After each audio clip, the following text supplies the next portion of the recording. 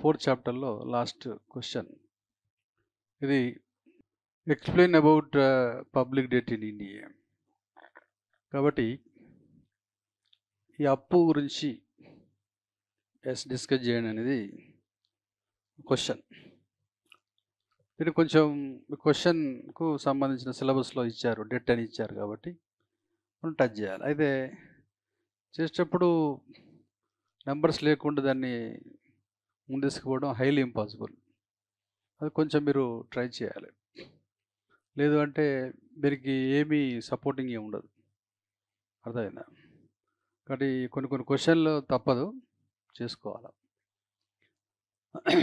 Explain about public debt. The government of India making debt in each passing year renamed as physical deficit, total deficit, physical deficit led to total. ఇది మనకు తెలుసు. మనకు ఇక్కడ కాన్సెప్ట్లు ఏంటంటే మనకు ఇవాళ ఎఫ్డి, ఇవాళ plus FD S dash dash dash TD means total debts. ఇది మనకు తెలుస్తుంది. కాబట్టి ఇలా ఎందుకు చేస్తున్నారు అనేది మనం డిస్కస్ చేసినాం. బడ్జెట్లో గమ్మత్తు విషయాలు చూసినాం. రైట్. ఇలా క్యాపిటల్ ఎక్స్పెండిచర్ ఎక్కువ ఉండవలసింది, క్యాపిటల్ రిసిప్ట్స్ ఎక్కువ ఉండడం, రెవెన్యూ రిసిప్ట్ ఎక్కువ ఉండవలసింది, రెవెన్యూ ఎక్స్పెండిచర్ ఎక్కువ ఉండడం, బడ్జెట్లో రెవెన్యూ బడ్జెట్ తక్కువ ఉండి క్యాపిటల్ బడ్జెట్ ఎక్కువ ఉండాలి కానీ రెవెన్యూ బడ్జెట్ ఎక్కువ ఉండడం, ఇట్లా అన్ని నెగిటివ్స్ ఉన్నాయి. దానివల్ల మొదటి నుంచి అప్పులపాలు అయిపోయింది. కాబట్టి ఈ ఎఫ్డి అనేది 1 year డెట్ అని మనం ఇలా చెప్పుకోవడం జరిగింది. 1 year డెట్. కాబట్టి ఈ డెట్ని మనం ఈ రోజున దాచిపెడుతున్నాం.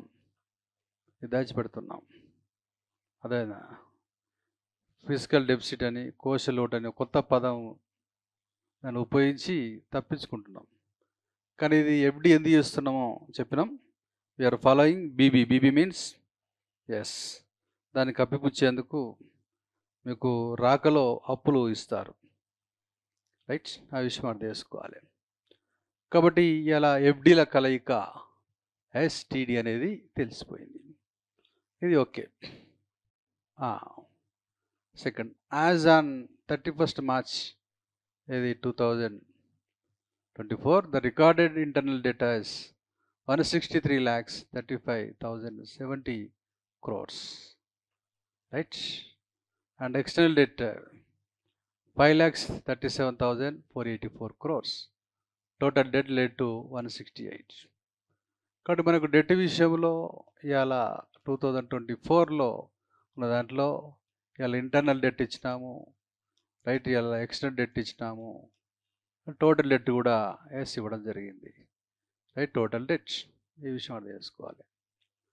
కాబట్టి ఇది స్వదేశీ అప్పు, ఇది విదేశీ అప్పు, ఇది మొత్తం అప్పు. ఈ విషయం అర్థం చేసుకోవాలి. కాబట్టి ఇప్పుడు మనం రాసేటప్పుడు సరే ఈ ఫ్రాక్షన్ నెంబర్ అయిపోయినా కనీసం మనం టచ్ చేయాలి. Minimum 163 lakh crores, 5 lakh crores, 168 like this. So you need not remember each and every number. ఎందుకోసం ఇవి మీరు టచ్ చేయకుండా అంటే అది మనం కష్టం. ఆ విషయం అర్థం చేసుకోవాలి. Right. Okay. As we move provisional data, the recorded internal data is on 31st March 2025. Total internal data ఇది 2024. ఇక 2025 అనేది ప్రొవిజనల్ అంటే ఏంటంటే దీన్ని బట్టి మనం ఊహిస్తున్నాం అన్నమాట. ఏందట ఇంటర్నల్ డెట్ డెట్ విషయంలో మనకు అప్పు విషయంలో ఇలా ఇంటర్నల్ డెట్ ఇచ్చిన నెంబర్ ఓకే 175 ఇలా lakhs 93,590. ఎక్స్టర్నల్ డెట్ రైట్, ఇది ఇంటర్నల్ పడ్డది. ఎక్స్టర్నల్ డెట్ 5,74,927, టోటల్గా 181. ఇక్కడ కాన్సెప్ట్లో ఇక్కడ 168 lakh crores 72,554 crores నుంచి ఇది ఎక్స్టర్నల్ డెట్, రెండు కలిస్తే టోటల్ డెట్ ఇది 181 1,68,456 crores ఇలా టోటల్ డెట్గా నమోదైంది. కాబట్టి కాన్సెప్ట్లో మనం చూసినట్లయితే లక్షల కోట్ల అప్పులు చేసినప్పుడు అది ఎప్పుడు చెల్లిస్తారంటే చెల్లించరు, దానికి వడ్డీలు మాత్రం చెల్లిస్తూ ఉంటారు. సో కాబట్టి ఇలా each government resorted towards debts. Why? Because weak revenue what government is having. That is the problem. So కాబట్టి ఇప్పుడు ఇది ఎప్పుడు చెల్లిస్తారంటే ఇది ఏం లేదు ఇక్కడ, కాకపోతే వడ్డీ మాత్రం చెల్లించాలి. దాని డెట్ సర్వీస్ అంటారు. 11 lakh crores మనం చెప్పినాం బడ్జెట్లో. Out of 48 lakh crores we need to pay 11 lakh crores towards right interest rates. దాని డెట్ సర్వీస్ ఉంటుంది, అది మినిమం చెల్లించాలి. అది వీళ్ళు ఎవరికి ఎక్కువ అప్పులు అంటే బ్యాంకులకి అప్పులున్నారు. ఎందుకంటే వీళ్ళు ట్రెజరీ బిల్స్ రిలీజ్ చేసినప్పుడల్లా బ్యాంకులే వచ్చి కొనేస్తాయి. మార్కెట్ స్టెబిలైజేషన్ బాండ్స్ రిలీజ్ చేసినప్పుడల్లా బ్యాంక్స్ పెన్షన్ ఫండ్స్ కావచ్చు, బ్యాంక్స్ కావచ్చు, ఇన్సూరెన్స్ సంస్థలు కావచ్చు, ఇట్లా కొన్ని ముందుకు వచ్చి కొనేస్తాయి, వాళ్ళకి వడ్డీ ఇస్తుంటూ ఉంటారు. ఆ విషయం అర్థం చేసుకోవాలి. కాబట్టి ఇది ఇలా డెట్ విషయంలో మనకు ఒక అవగాహన. నెంబరింగ్లో మీరు ఇవంతా నేను చేసుకోకుండా కనీసం ఈ నెంబర్స్ గుర్తుపెట్టుకోవాలి. ఇది బడ్జెట్ డాక్యుమెంట్లో వాళ్ళు ఇచ్చినటువంటి నెంబరింగ్. అయితే పబ్లిక్ డెట్ ఇన్ ఇండియా అన్నప్పుడు అది మీరు ఈ నెంబర్స్ ఇవ్వకుండా నేను డిస్ప్లే చేస్తా అంటే హైలీ ఇంపాసిబుల్. ఓకేనా? కాబట్టి 24లో రియల్ డేటా ఇచ్చారు, రైట్. 25లో ప్రొవిజనల్ డేటా ఇచ్చారు, ఎక్స్పెక్టెడ్. దాన్ని బట్టి చూస్తారు కదా, అందుకోసం. ఓకేనండి, రైట్. సో నెక్స్ట్ చూద్దాం. Next according to FRBMA, right. ఇలా మీకు FRBMA గురించి ఇలా డిస్కస్ చేసినాం గతంలో. ఓకేనా? FRBMA, రైట్, అంటే physical responsibility budget management system, తెలుగులో కోశ బాధ్యత, బడ్జెట్ నిర్వహణ విధానం. కాబట్టి 1947 నుంచి ఇలా 2003 వరకు ఇలాంటిది ఏమీ డెట్స్ తగ్గించాలనే కాన్సెప్ట్ ఏం లేదు ఇక్కడ. 2003లో విజయ్ కేల్కర్ కమిటీ ప్రకారం FRBMA అనే కాన్సెప్ట్ వచ్చింది. Physical responsibility budget management act వచ్చింది. అక్కడి నుంచి ఇలా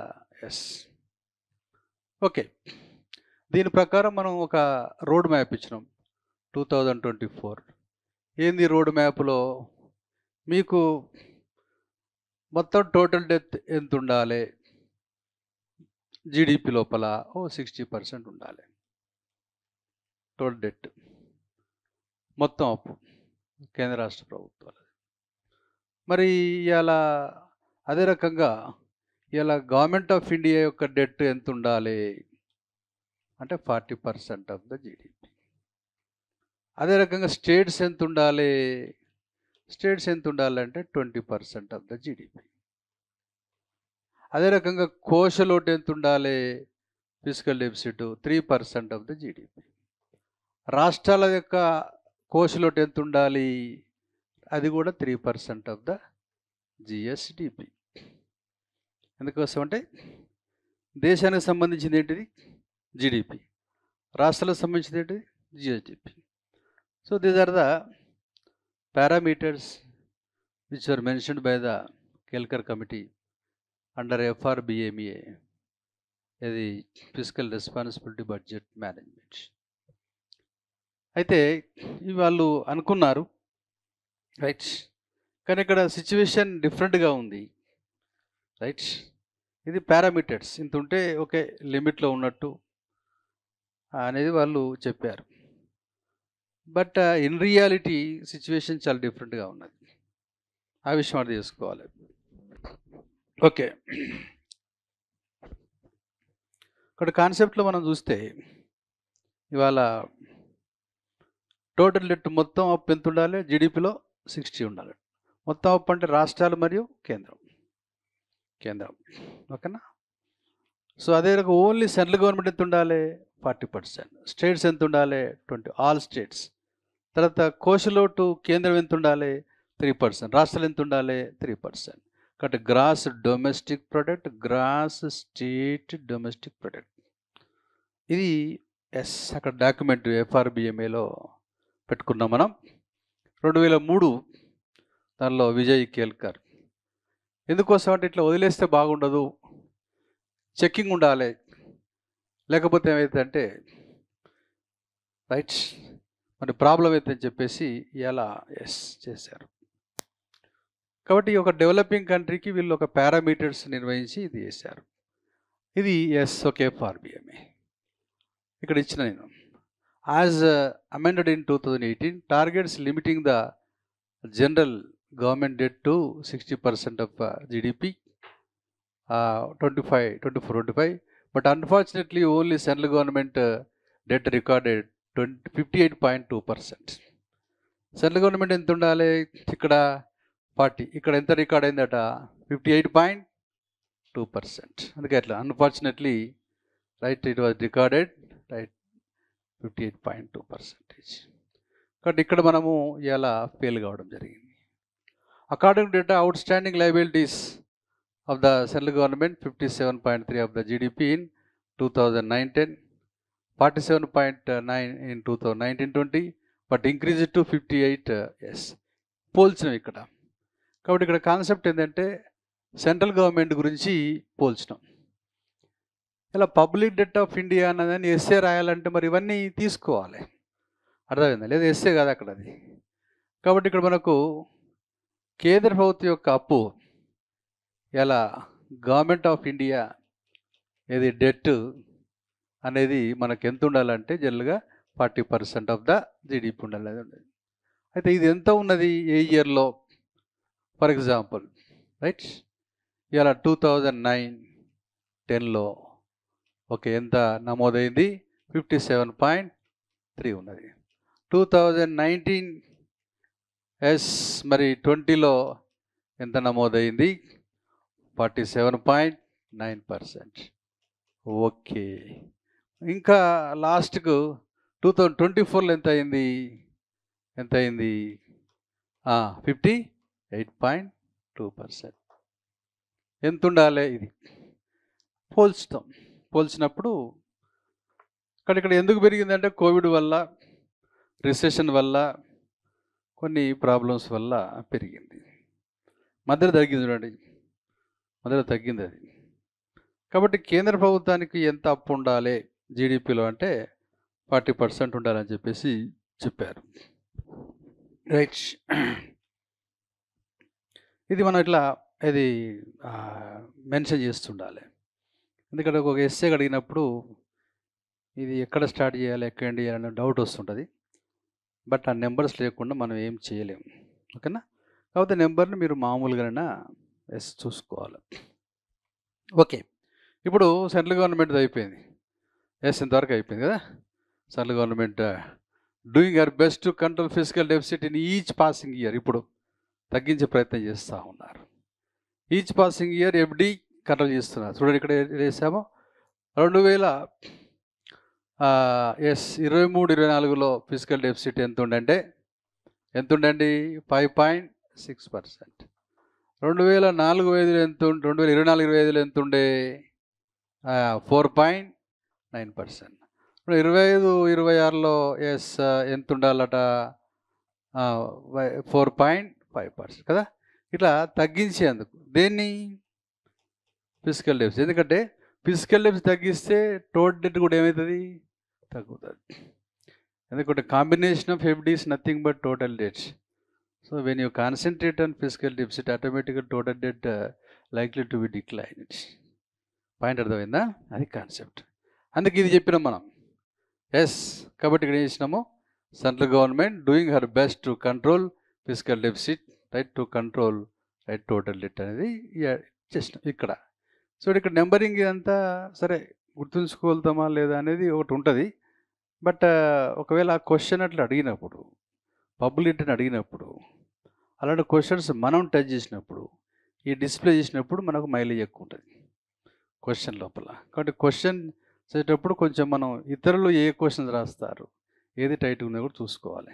టైట్గా ఉన్న క్వశ్చన్ మీరు ఈజీ రాయగలిగితే మైలేజ్ ఎక్కువ వస్తుంది.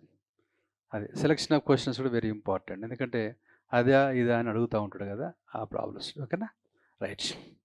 సరే, ఇది జస్ట్ మీకు ఇక్కడ ఉన్నది తెలుగులో ఇస్తాను నేను, రైట్, ఇంగ్లీష్లో ఇట్లా ఉంది.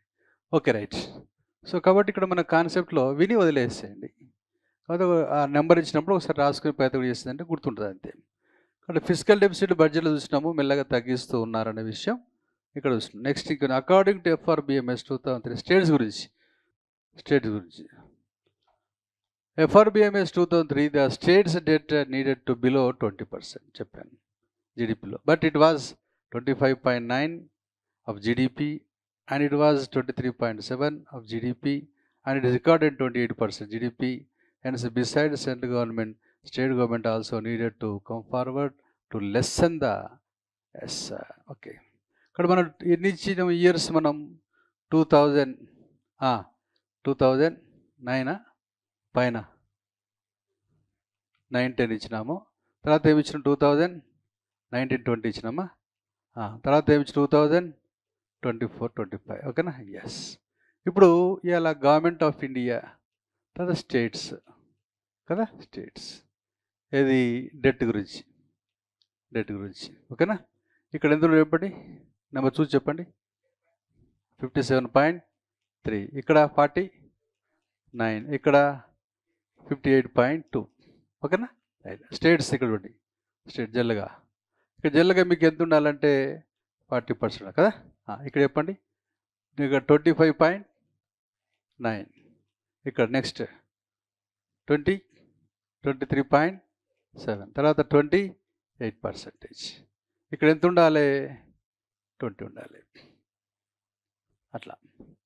కాబట్టి కొంచెం నెంబరింగ్ చూస్తే ఇరిటేషన్ వస్తుంది, తప్పదు, బట్ మనకు కొంచెం రిస్క్ తీసుకుంటే మైలేజ్ వస్తుంది, అది కాన్సెప్ట్.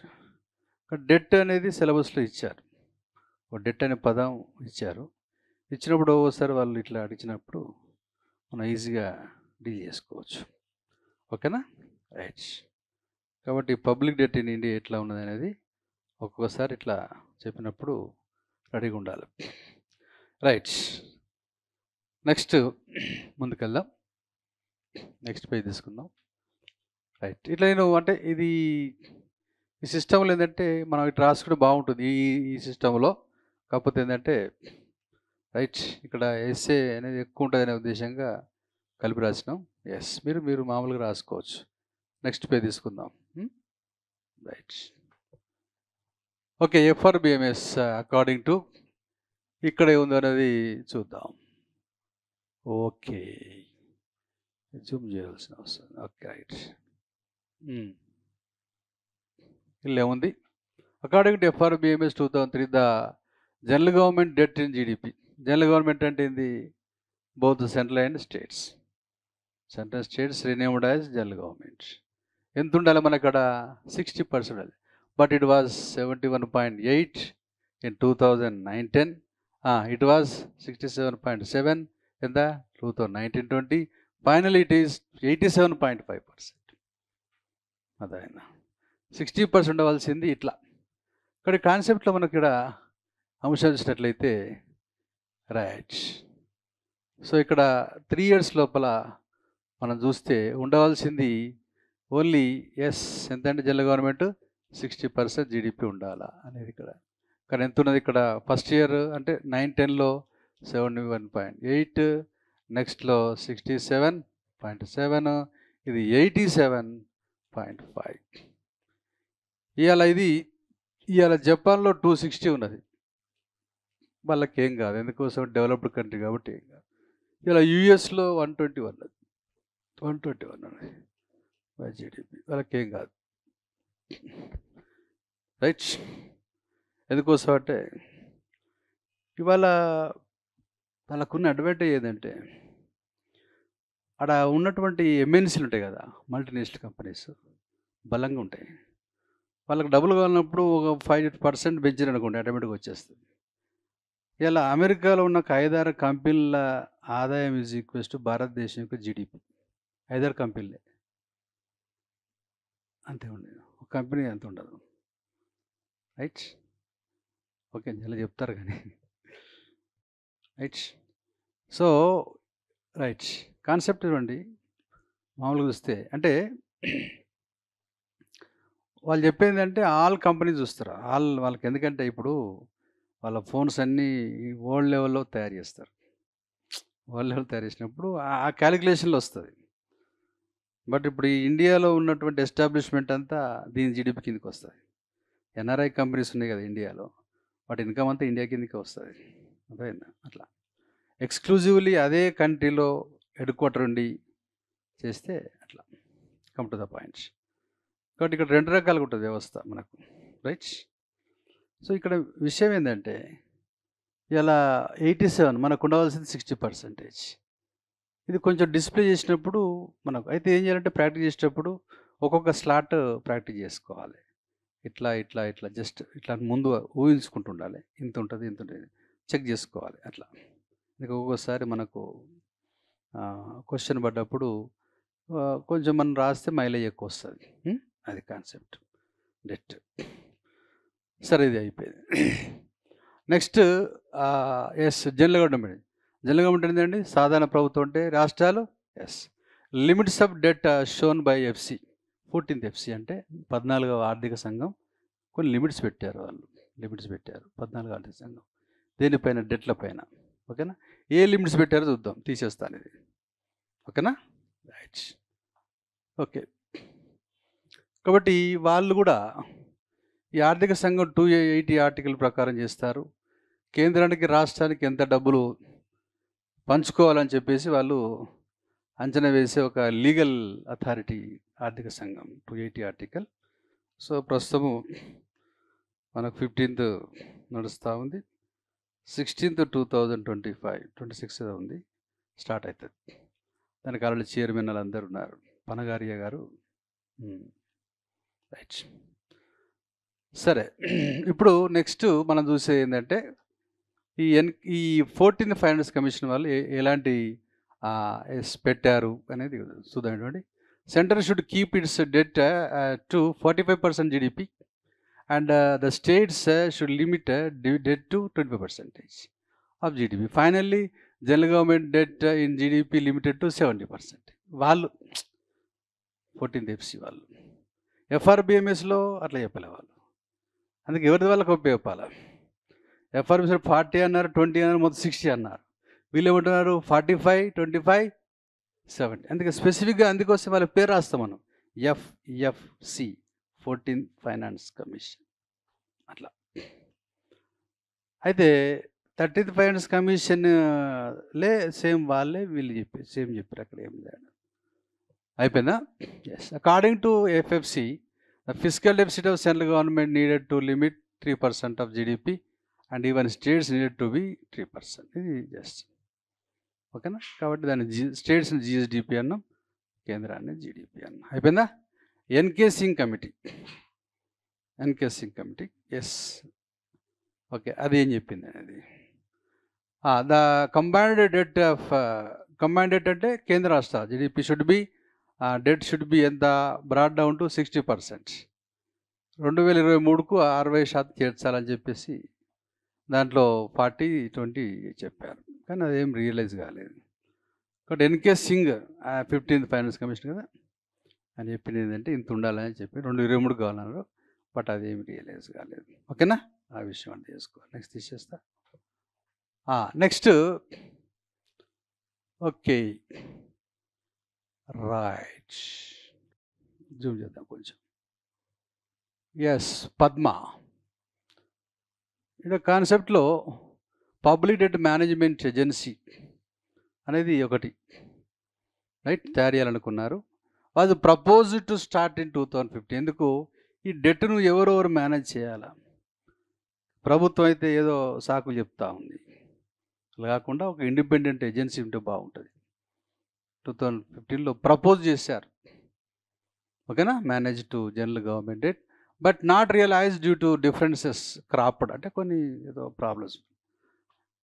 ఇన్స్టెడ్ ఆఫ్ ఎందుకోసం అంటే ఇది ఆర్బీఐను మినిస్ట్రీ ఆఫ్ ఫైనాన్స్ మెయింటైన్ చేస్తారు కాబట్టి మేమేం చేసినాము మా మీద ఎందుకు కత్తి కట్టిండ్రు అది అట్లా. ఇప్పుడు ఇంతకుముందుకు ఎందుకు ఈ ప్రభుత్వ రంగ బ్యాంకులన్నీ గవర్నమెంట్ ఆఫ్ చేతిలో ఉన్నాయి. మనం ఏమనుకున్నాం గవర్నమెంట్ ఆఫ్ ఇండియా పక్క వదలకుండా బాబు మీ వేస్ట్ ఫెలోస్ మీ వల్ల నష్టాలు వస్తే చెప్పి మనం బీఐసీ ఒకటి పెట్టుకున్నాం, బ్యాంకింగ్ ఇన్వెస్ట్మెంట్ కమిటీ ఒకటి పెట్టుకోవాలి చెప్పలే అట్లా. ఎందుకోసం ఒక ఇండిపెండెంట్ అథారిటీకి ఉంటే దానికి వేరే ఉంటుంది. వీళ్ళనుకోండి దాంట్లో గవర్నమెంట్లో ఉంటారు కదా మన వాళ్ళు, మెల్లగా అదో ఒకటి చేస్తూ ఉంటారు. అందుకోసమే అట్లా చేశారు. పద్మ అంటదండి, public debt management. The organisation PDMC was initiated to manage debt until independent.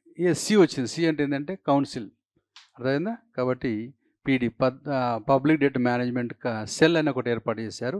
ఈ సెల్ ఎంతవరకు ఉంటుందంటే ఈ PDMA వచ్చేంతవరకు ఉంటుంది అట్లా. కాబట్టి ఇక్కడ PDMC was initiated to manage debt until and independent Padma, right? ఓకేనా? కాబట్టి ఈ డెట్ను చూసుకోవడానికి ప్రత్యేక ఏజెన్సీ అవసరం అనేది ఒకటి అంశం. కాబట్టి ఈ డెట్కి ఎప్పుడైనా మనం స్వస్తి పలకాల్సిందే. ఎందుకంటే ఉట్టిగా పుణ్యానికి 11 లక్షల కోట్ల రూపాయలు మనం వడ్డీ కడుతున్నామంటే ప్రతి ఇయర్ 11 లక్షల కోట్లతో నువ్వు ఎన్ని పనులు చేసుకోవచ్చు దేశంలో, అదేనా? ఇలా 450 రివర్స్ను మీరు కనుక ఇంటర్ కనెక్ట్ చేస్తే భారతదేశం తను ఉత్పత్తి ప్రపంచం మొత్తానికి సప్లై చేస్తుంది. ఎందుకంటే అగ్రికల్చర్ అంటేనే వాటర్.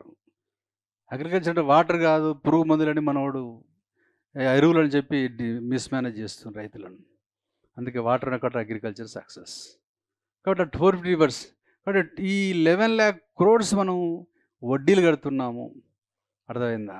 కాబట్టి ఇవాళ ప్రపంచం లోపల ఈ ఫైనాన్స్ సంస్థలు, వడ్డీకి ఇచ్చుకునే సంస్థలు అద్భుతంగా ఉన్నాయి. జనాభా ఎక్కువ ఉంది కాబట్టి మెడికల్ సంస్థలు అద్భుతంగా ఉన్నాయి. ఇక మిగిలిన వాటికి ఏం లేదని విషయం అర్థం చేసుకోవాలి. External debt.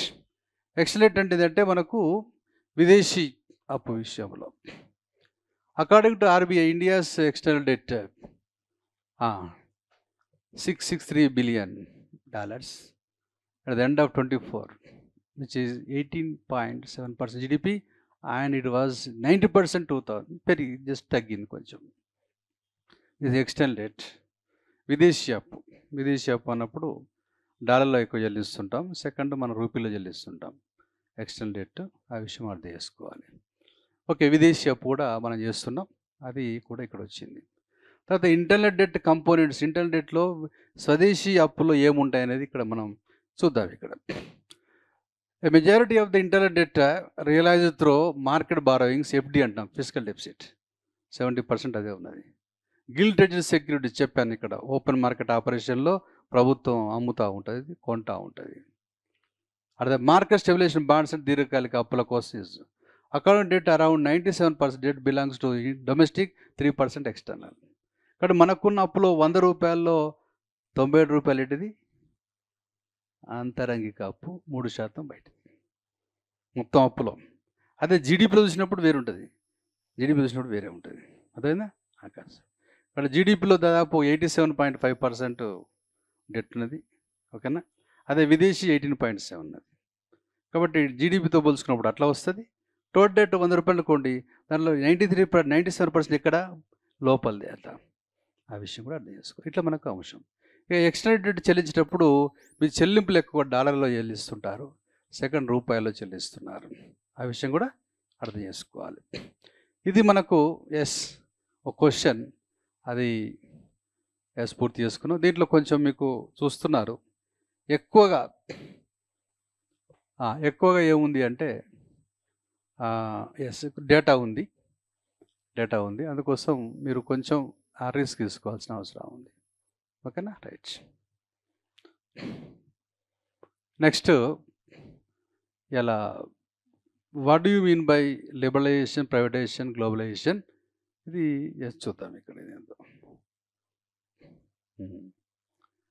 ఇది ఆర్థిక సంస్కరణలో భాగంగా మనం చెప్పుకున్నాం, రైట్? కాబట్టి 1947 నుంచి ఇలా 1991 వరకు ఈ భారతదేశం లోపల క్లోజ్డ్ ఎకానమీ అనే కాన్సెప్ట్ ఉన్నది. ఇలా 2024లో ఇలా ఓపెన్ ఎకానమీ అనే కాన్సెప్ట్ తీసుకొచ్చినాం.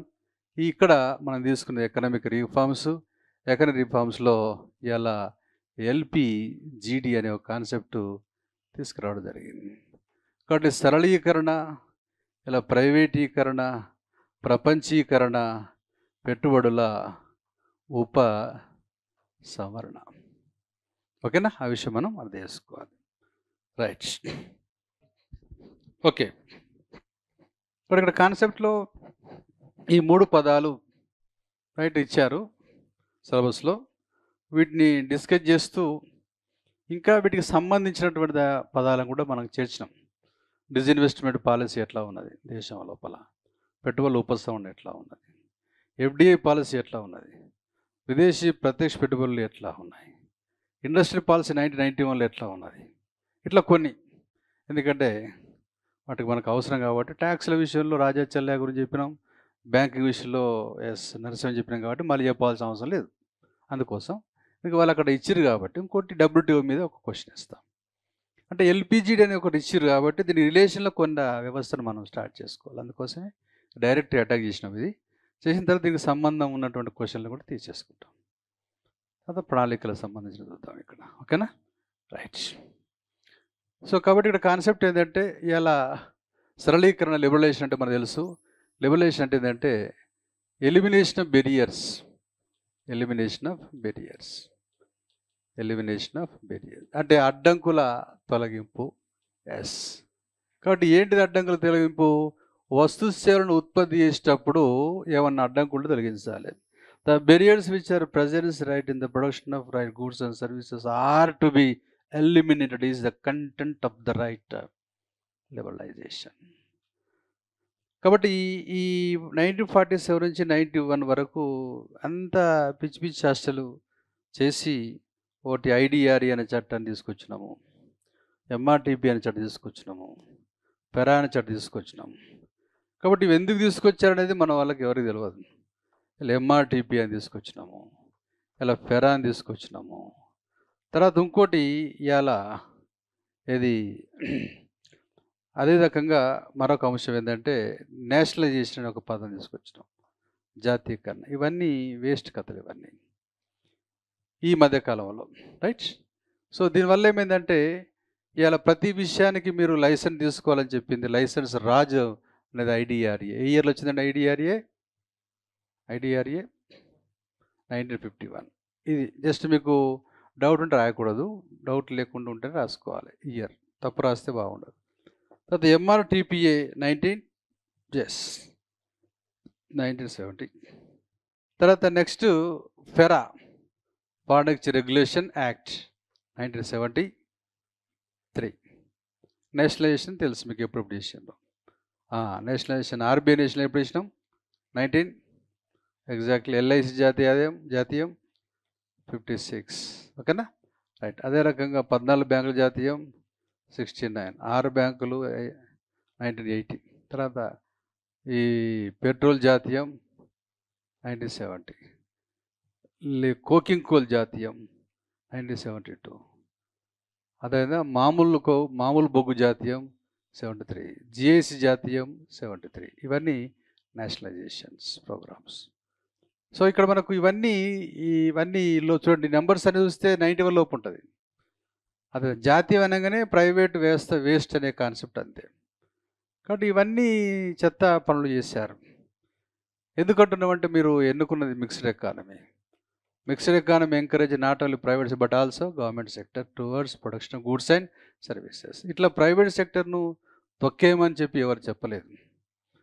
అందుకోసం ఈ మధ్యలో ఎకానమిస్టులు ఎవరు దాన్ని టచ్ చేసిన సందర్భాలు లేవు. ఎకానమిస్టులు ఎంటర్ అయినప్పుడు ఆటోమేటిక్గా వాళ్ళకు ఒకటే కనిపిస్తే, ఎకానమిస్ట్కి ఏం కనిపిస్తుంది అంటే వానికి డిమాండ్ సప్లై సమానంగా ఉందా, ఎక్స్పోర్ట్స్ ఇంపోర్ట్స్ సమానంగా ఉన్నాయా, దేశంలో ఉన్న మొత్తం డిమాండ్ మొత్తం సప్లై సమానంగా ఉందా, ఇన్ఫ్లేషన్ 4% లోపు ఉన్నదా, ఓకేనా. తర్వాత జనం తగ్గట్టు వస్తువులు ఉన్నాయి. ఇవి వాళ్ళ ముఖ్య ఉద్దేశాలు. వాళ్ళు ఏం పట్టించుకోరాళ్ళు. అదే కాబట్టి ఈ కాన్సెప్ట్సే వాళ్ళకు అవపడతాయి. ఎందుకంటే అది వీళ్ళు బేసిక్స్ అని నేర్చుకున్నారు కాబట్టి ఇంకేం పట్టించుకోరు వాళ్ళు. కాబట్టి వీళ్ళ ఎకానమిస్టులు మీరు దూరం పెట్టడం వల్ల ఇలా దానికి సంబంధించినటువంటి ఏదైతే ఇబ్బందులు మనం పడుతున్నాం అనే విషయం అర్థం చేసుకోవాలి. కాబట్టి లిబరలైజేషన్. ఇక ప్రైవేటైజేషన్ మీకు తెలుసు. ప్రైవేటైజేషన్ అంటే గవర్నమెంట్ నుంచి ఏంటండి, ప్రైవేటైజేషన్ అంటే ఏంటండి, గవర్నమెంట్ సంస్థలు ఏం చేయాలి, అంతే ప్రైవేట్ మేనేజ్మెంట్కి ఇచ్చేస్తాం. కాబట్టి ఇక్కడ మనకు ఇవాళ గవర్నమెంట్ నుంచి ఇలా ప్రైవేట్కు రావడం, ఈ గవర్నమెంట్ నుంచి ప్రైవేట్కి వస్తే ఫర్ ఎగ్జాంపుల్ ఈ గవర్నమెంట్ ప్రైవేట్కి వస్తున్నాం, 5 to 10% వస్తున్నాం. దీన్ని ఏమన్నాం మనం? Token disinvestment. ఓకేనా? ఫర్ ఎగ్జాంపుల్ 49% అన్నాం, ఎస్ మైనారిటీ సేల్. 51% అన్నాం, స్ట్రాటజిక్ సేల్. 100% అన్నాం, ప్రైవేటైజేషన్. ఓకేనా? కాబట్టి ఇక్కడ whenever you convert the management of government into private, 5 to 10% token disinvestment. Below 51, for example 14%, minority sale. For example 51% majority sale, strategic disinvestment. 100% అయితే privatisation. ఇట్లా. So ఇట్లా ఈ వ్యవస్థను మనము ఇలా ఇది చేసినాం. సో దీనికి ఒక కమిటీ కూడా ఇచ్చినాం. ఆ committee is doctor C Rangarajan. ఇక్కడ కాన్సెప్ట్లు ఏంటంటే దీంట్లో మనకు ఈ ప్రభుత్వ రంగ సంస్థలు ఎందుకు ఇట్లా ప్రైవేటు పరం చేయాలంటే అవి పనిచేస్తలేవు, వాటి మేనేజ్మెంట్ కరెక్ట్గా లేదు. కాబట్టి మనిషికి ఒకటి ఏంటంటే ఒక అంశం ఎట్లుంటుందంటే మైన్ అనే కాన్సెప్ట్ ఉంటుంది. మైన్ అంటే నాది అనే ఫీలింగ్ ఉంటుంది, నాది. ఓకేనా? సో ఈ నాది అనే ఫీలింగ్ ఉండడం వల్ల ఏమైందంటే వీడికి మనశ్శాంతికరం అవుతుంది. అర్థమైందా? కాబట్టి ఎందుకోసం అంటే రిస్క్ ఎక్కువ ఉంటుంది నాది అన్నప్పుడు, మనది అన్నప్పుడు రిస్క్ తక్కువ ఉంటుంది. అర్థమైంది? ఆ విషయం మనం అర్థం చేసుకోవాలి. సో మొత్తం మీద కాన్సెప్ట్ మనం గమనించినట్లయితే ఇవాళ ఈ డిజిన్వెస్ట్మెంట్ అనే ఒక కాన్సెప్టు ఇందులో బాగా వస్తుంది, డిజిన్వెస్ట్మెంట్. కాబట్టి 1947 నుంచి 1991 నుంచి వరకు పరిస్థితి అంత గందరగోళంగా ఉండేది. కాబట్టి 1992లో ఏం చేశారంటే డిజిన్వెస్ట్మెంట్ కమిటీ ఒకటి వేశారు. డిజిన్వెస్ట్మెంట్ కమిటీ ఒకటి వేశారు. ఏమండి ఈ ప్రభుత్వ రంగ సంస్థలు అమ్ముకోవచ్చా? ఎస్, మరి ఎందుకంటే అవి పని చేస్తలేవు కదా. అర్థమైనాగానే రంగరాజన్ గారు చెప్పారు, నో ప్రాబ్లం అండి, అమ్మేసుకోవచ్చు. ఎందుకోసం అంటే ఇలా లాభంలో లేని ఏ వ్యవస్థను మీరు ఎంకరేజ్ చేసినా అది న్యూసెన్స్. అర్థమైందా? అది భవిష్యత్తులో దాని యొక్క ప్రభావం ఉంటుంది. కాబట్టి don't entertain loss making firms చెప్పారు. కాబట్టి disinvestment is permitted by the committee led by doctor C Rangarajan. దానివల్ల దీని అమలు కోసం మనం ఏం చేసినామంటే డిజిన్వెస్ట్మెంట్ కమిషన్ ఒకటి ఏర్పాటు చేసినాం. అది జీవి రామకృష్ణ అధ్యక్షతన ఇలా ఏర్పాటు చేయడం జరిగింది. కాబట్టి mister G V Ramakrishna was the chairman for DC. DC means not disinvestment committee, disinvestment commission. Committee only suggestions, commission implementation. కాబట్టి disinvestment committee only recommendation, but implementation by the disinvestment commission, G V Ramakrishna గారు. ఆ తర్వాత నెక్స్ట్ ఇలా DC2 కూడా ఏర్పాటు చేశారు. ఇలా RH పాటిల్ అధ్యక్షతన 2001లో చేశారు.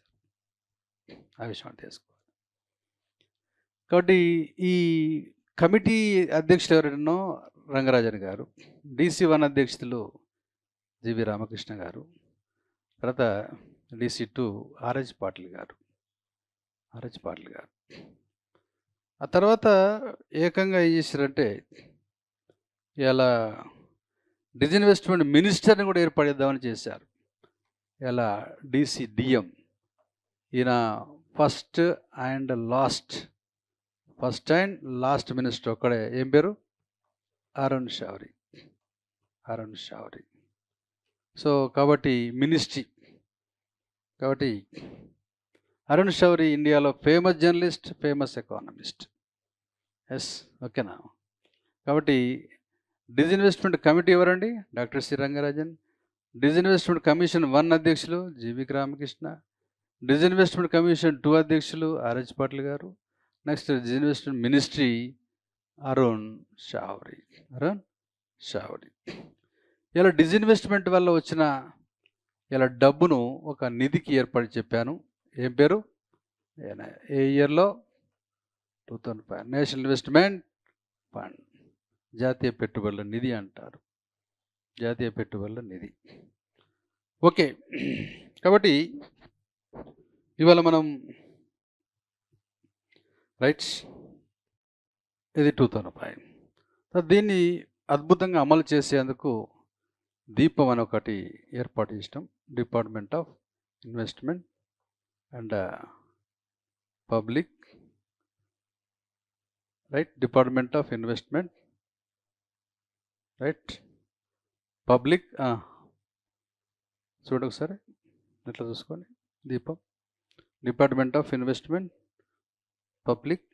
పబ్లిక్ అసెట్ మేనేజ్మెంట్, దీపం పబ్లిక్ అసెట్ మేనేజ్మెంట్ 2016. సో కాబట్టి ఇక్కడ దీంట్లో దీపం means department of investment, public asset management. Okay, ఇక్కడ కాన్సెప్ట్లు ఏంటంటే ఇది 2016లో మేనేజ్మెంట్ కోసం, రైట్. కాబట్టి ఇలా ఎల్పిజిడి అనేది మన సిలబస్లో ఇచ్చినప్పుడు వాళ్ళు ఎట్లయినా అటాక్ చేసే అవకాశం ఉంది, ఏ క్వశ్చన్ అడిగే అవకాశం ఉంది. కాబట్టి మనం దానిపైన పూర్తి అవగాహన, అందుకోసమే దాంట్లో ప్రతి విషయం పైన కూడా మనం టచ్ చేసే ప్రయత్నం చేసినాం. Okay, right.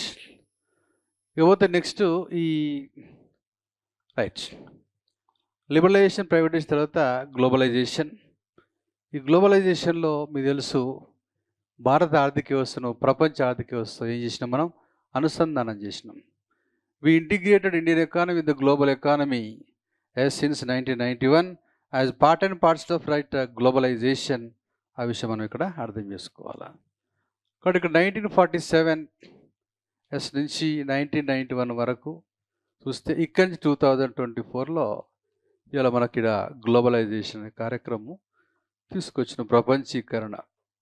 దీనిలో ఎస్పెషల్ మనం చేసింది ఏంటంటే ఫెరా బదులు ఏం చేసినాం, ఫెమా అనేది తీసుకొచ్చినాం. ఓకేనా, రైట్. సో కాబట్టి ఇక్కడ ప్రపంచం తర్వాత ఇలా కస్టమ్స్ డ్యూటీస్ 300% నుంచి ఎంత చేసినాం, 10% కస్టమ్స్ డ్యూటీస్ను తీసుకురావడం జరిగింది. ఓకేనండి. సో దానివల్ల ఇలా మీకు విదేశీ మారక నిల్వలు $1.2 బిలియన్ నుంచి దాదాపు $650 వరకు బిలియన్ ఇలా మీకు విదేశీ మారక నిల్వలు కూడా పెరగడం జరిగింది. అదేవిధంగా సో కాబట్టి గ్లోబలైజేషన్ వల్ల ఇలా ఎఫ్డిఐలు కూడా, ఫారెన్ డైరెక్ట్ ఇన్వెస్ట్మెంట్స్ కూడా పెరగడం జరిగింది. ఎఫ్ఆర్ పెరిగింది, ఎఫ్డిఐ పెరిగింది. ఆ విషయం తీసుకోవాలి. కాబట్టి భారతదేశం ఇలా ఇట్లా బెనిఫిట్ అయ్యి రైట్ తన ట్రేడ్ను అనేక దేశాలతో తన ట్రేడ్ను రైట్ పెంచుకున్నది. దాని ట్రేడ్ డైవర్సిటీ అంటారు. కాబట్టి before 1991 India used to do trade with fewer countries, but since 1991 spread out the trade with many countries, that is trade diversity. కాబట్టి 1991 నుంచి మనం వ్యాపారము కొన్ని దేశాలతో కాకుండా అనేక దేశాలతో చేసే ప్రయత్నం చేశాం. WTOలో మెంబర్ కూడా కావడం జరిగింది. అనేక దేశాలతో రీజనల్ ట్రేడ్ అగ్రిమెంట్స్ RTAలు కూడా ఏర్పాటు చేసుకోవడం జరిగింది. మొత్తం మీద ప్రపంచంలో ప్రతి దేశంతో మనం కనెక్షన్ పెట్టుకుంటూ ట్రేడ్ను పెంచే ప్రయత్నం చేస్తున్నాం. కాకపోతే మనకున్న హ్యాండిక్యాప్ ఏంటంటే ప్రపంచ ట్రేడ్లో మీరు రాణించాలంటే you need to depend upon goods not services. అదొకటి మైనస్ పాయింట్గా ఉన్నది. ఓకేనా, కాబట్టి depend upon goods not services, ఇదొక్కటి మనం మార్చుకోవాల్సిన అవసరం ఉంది. సరే, ఇది మనకు ఇలా గ్లోబలైజేషన్లో రైట్. ఓకే, ఇప్పుడు దీంట్లో చూద్దాం ఒక్కొక్క point. Right. So what do you mean by liberalisation, privatisation, globalisation? Question. Liberalization is the process of removing government restrictions on economic activities, trade, business, operations. ఆ విషయం అర్థం చేసుకోవాలి. ఇక్కడ కాన్సెప్ట్లో మనం చూసినప్పుడు దీంట్లో మనం ఏం చేస్తున్నాం అంటే రిస్ట్రిక్షన్స్ ఉన్నాయి కదా, తీసేసే కార్యక్రమం దీని యొక్క ముఖ్య ఉద్దేశం. ఓకే, మరి ఇంకేం చేస్తున్నారు అనేది చూద్దాం ఇక్కడ. కాబట్టి ఫెరా అనేది పెద్ద న్యూసెన్స్ ఉండేది. ఇది ఫారెన్ ఎక్స్చేంజ్ రెగ్యులేషన్ యాక్ట్. దీనివల్ల ఇది విదేశీ పెట్టుబడులు విదేశీ వ్యాపారము, ఇదంతా చాలా ప్రాబ్లమ్స్లో ఉండేది. So we eliminated FERA and change into FEMA. అదొక మంచి కార్యక్రమం చేసినాం. తర్వాత when we reduce restrictions, economic growth, job creation, foreign exchange reserves etc. are increased. ఇక్కడ మనం ఈ విధంగా చేయడం వల్ల ఏమైంది అంటే, ఇలా ఆర్థిక వృద్ధి పెరిగింది, ఇలా ఉద్యోగ అవకాశాలు పెరిగినాయి, విదేశీ మార్క నిల్వలు పెరిగినాయి. మనం చూసిన విదేశీ మార్క నిల్వలు చాలా తక్కువ ఉండేది 91లో 1.2. when we liberalize domestic economy, besides government, private sector enter into production process, then private government both can enhance production. కాబట్టి ఇప్పుడు ఈ 91 నుంచి ప్రైవేట్ రంగం అనేది ఎంటర్ కావడం జరిగింది. ఆ విషయం కూడా అర్థం చేసుకోవాలి. ఇక్కడ కాన్సెప్ట్లో మనకు ఏమేం చేసినామంటే, ఎస్పెషల్లీ మనకు 1947 నుంచి ఇలా 1991 వరకు ఇలా ఈ రూపీ ఎక్స్చేంజ్ అనేది చాలా ప్రాబ్లమ్స్లో ఉండేది. అది కరెంట్ అకౌంట్లో ప్లస్ క్యాపిటల్ అకౌంట్లో ఇది డిస్కస్ చేసినాం మనం గతంలో, రైట్. కాబట్టి ఇక్కడ మనకు ఈ మధ్యలో మీరు డబ్బును కరెంట్ అకౌంట్లో సంపాదించిన, కరెంట్ అకౌంట్ అంటే చాలక ఖాతాలో సంపాదించిన, లేదా క్యాపిటల్ అకౌంట్ మూలధన ఖాతాలో సంపాదించిన మీరు డబ్బులు ఎవరికి ఇవ్వాలి? Yes, you need to submit to RBI. If you earned dollars from outside, either in a current account or a capital, doesn't matter, you need to submit to RBI. RBI can give money, especially in terms of rupee, according to the exchange rate on that particular day. ఆ రోజు ప్రకారం ఇచ్చేస్తుండేది. కానీ దీన్ని మీరు బయట అమ్ముకునే question లేదు. అయితే కరెంట్ అకౌంట్లో బయట అమ్ముకునే కార్యక్రమం ఎప్పుడు స్టార్ట్ చేసినాం?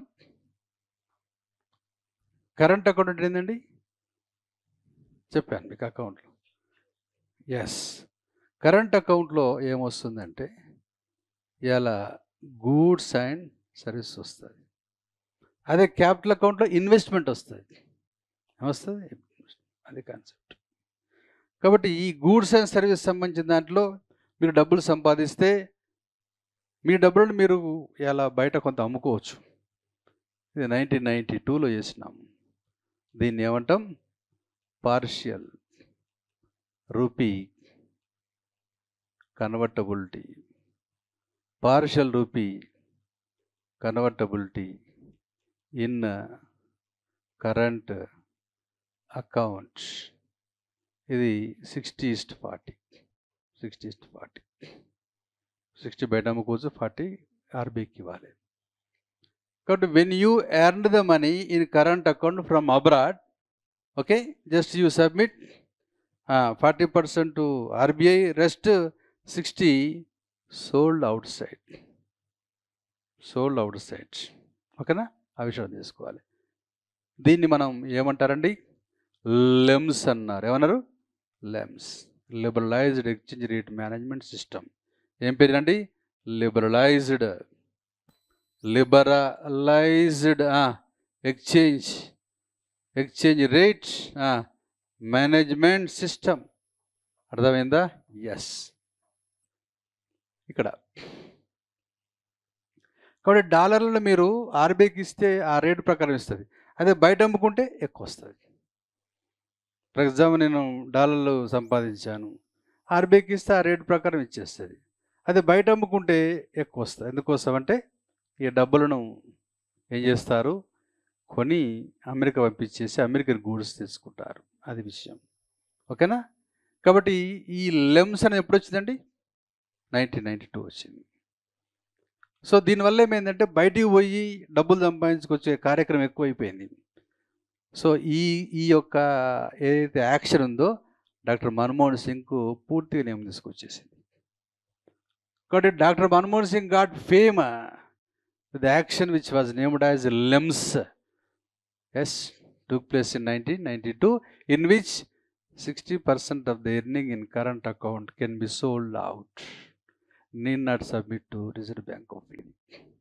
ఇది బాగుందని చెప్పేసి నెక్స్ట్ కరెంట్ అకౌంట్లో పూర్తిగా అమ్ముకోవచ్చు అని చెప్పి 1994లో ఫుల్ రూపీ కన్వర్టబిలిటీ. ఏమండి? Full rupee convertibility. Yes, in which account? Yes. కాబట్టి కరెంట్ అకౌంట్లో మీరేమి సంపాదించిన, కరెంట్ అకౌంట్ చెప్పాను, గూడ్స్ అండ్ సర్వీసెస్. గతంలో కూడా మీకు చెప్పాను, ఇది ఇంటర్నేషనల్ ట్రేడ్ దానికి సంబంధించిన అంశంలో మీకు వచ్చింది, రైట్? కాబట్టి కరెంట్ అకౌంట్ విషయానికి వచ్చినట్లయితే partial rupee convertibility in which year? 1992. Full rupee convertibility in which year? Yes. కాబట్టి if you earn money in current account, don't bother, you need not submit to right Reserve Bank of India. You are permissible to sell out the total amount in the open market, and then you get more money. కాబట్టి ఇలా బయటికి పోయి సంపాదించుకొద్దాం, exchange rate కాదు బయట కూడా అమ్ముకోవచ్చు అనే concept బాగా పెరిగిపోయింది. కాబట్టి 91 నుంచి మీకు చాలా జంప్ అయిపోయింది ఫారిన్ ఎక్స్చేంజ్ రిజర్వ్స్. అందుకే చూడండి, మీరు ఇక్కడ 1947 నుంచి ఇక్కడ ఈ మధ్యకాలంలో 2.5 నుంచి 1.2 ఇది ఫారిన్ ఎక్స్చేంజ్ రిజర్వ్. బట్ ఇక్కడ చూడండి, ఇక్కడ రైట్ ఇవాళ 2024 లోపల దాదాపు 650 వరకు. అదే అంతెందుకు జంప్ అయిందంటే ఈ యొక్క ఇంటర్నేషనల్గా మనం తీసుకున్న చర్యల వల్ల. ఓకే, ఇవాళ ఇక కరెంట్ అకౌంట్ ఫినిష్ అయిన తర్వాత క్యాపిటల్ అకౌంట్ కోసం ప్రయత్నం చెప్పాను. ఏ ఇయర్ జరిగిందండి? క్యాపిటల్ అకౌంట్ కోసం 1996లో క్యాపిటల్ అకౌంట్లో కూడా కన్వర్టబిలిటీ పెట్టాలా? క్యాపిటల్ అకౌంట్లో అంటే దాని అర్థం ఏంది? ఇక్కడ మీరు బయట నుంచి లోన్ తీసుకొచ్చారు, ఈసీబీలో ఎక్స్టర్నల్ కమర్షియల్ బారోయింగ్ తీసుకొచ్చారు. మీరు ఆర్బీకి ఇవ్వాల్సిన అవసరం లేదు, దాన్ని క్యాపిటల్ అంటాం మనం. అట్లా కూడా పెట్టాలా అని చెప్పేసి స్టార్ట్ అయింది 96లో. కాబట్టి rupee convertibility in capital account right proposed 1996. Yes, committee also set up. The committee led by Mr. S.S. Tarapur. S.S. Tarapur. So one committee set up by the government of India to evaluate the merits and demerits of the convertible in capital accounts 1996. But unfortunately, then government stepped down. So committee kept aside. కాబట్టి capital account అంటే మూలధన ఖాతా. మూలధన ఖాతాలో ఎప్పుడండి? అది 96లో పెట్టారు. అది సక్సెస్ కాలేదు. ఎందుకోసం అంటే అప్పుడు గవర్నమెంట్ స్టెప్ డౌన్ కావడం వల్ల పక్క పెట్టారు. సో అయిపోయింది. డాక్టర్ మన్మోహన్ సింగ్ గారు మీకు తెలుసు, ఆయన వచ్చింది 92 నుంచి, అక్కడ 91 నుంచి 96 వరకు అట్లా ఉన్నారు. ఆ తర్వాత ఎస్ అయిపోయింది. కాబట్టి ఎస్ఎస్ తారాపూర్ పేరు గుర్తుపెట్టుకోవాలి. ఇక్కడ ఏ అకౌంట్కు పెద్ద ఆయన? క్యాపిటల్ అకౌంట్కు పెద్ద. అయితే డాక్టర్ మన్మోహన్ సింగ్ గారు మళ్ళీ ఇవాళ 2004లో ఎట్లా వచ్చారంటే పిఎం వచ్చారు, ప్రైమ్ మినిస్టర్ వచ్చారు. వచ్చిన తర్వాత తప్పదు, నేను కరెంట్ అకౌంట్లో పార్షియల్గా పెట్టాను, పూర్తిగా పెట్టాను, కాబట్టి ఇక్కడ ఎందుకు మరి క్యాపిటల్ అకౌంట్ వదిలిపెట్టాలా అని చెప్పి మళ్ళీ కమిటీ వేశాడు. Same committee. ఎవరు? ఎస్ఎస్ ఇయర్ 2006-4లో పిఎంకి వచ్చిండు. ఎవరు? డాక్టర్ మన్మోహన్ సింగ్. సో మళ్ళీ ఫోన్ చేసి తారాపూర్ గారికి, తారాపూర్ గారు బాగున్నారంటే బాగున్నాం సార్, రెండోసారి కూడా నువ్వే చైర్మన్ అదే చూడమంటే రెండవసారి. సో ఇప్పుడు పరిస్థితి ఏంటంటే ఇక్కడ ఈ కరెంట్ అకౌంట్లో 100% క్యాపిటల్ అకౌంట్లో పార్షియల్గా వేస్తుంది. కాబట్టి మూలధన ఖాతాలో పార్షియల్గా ఉంది. ఓకే, ఆ విషయం మీరు అర్థం చేసుకోవాలి.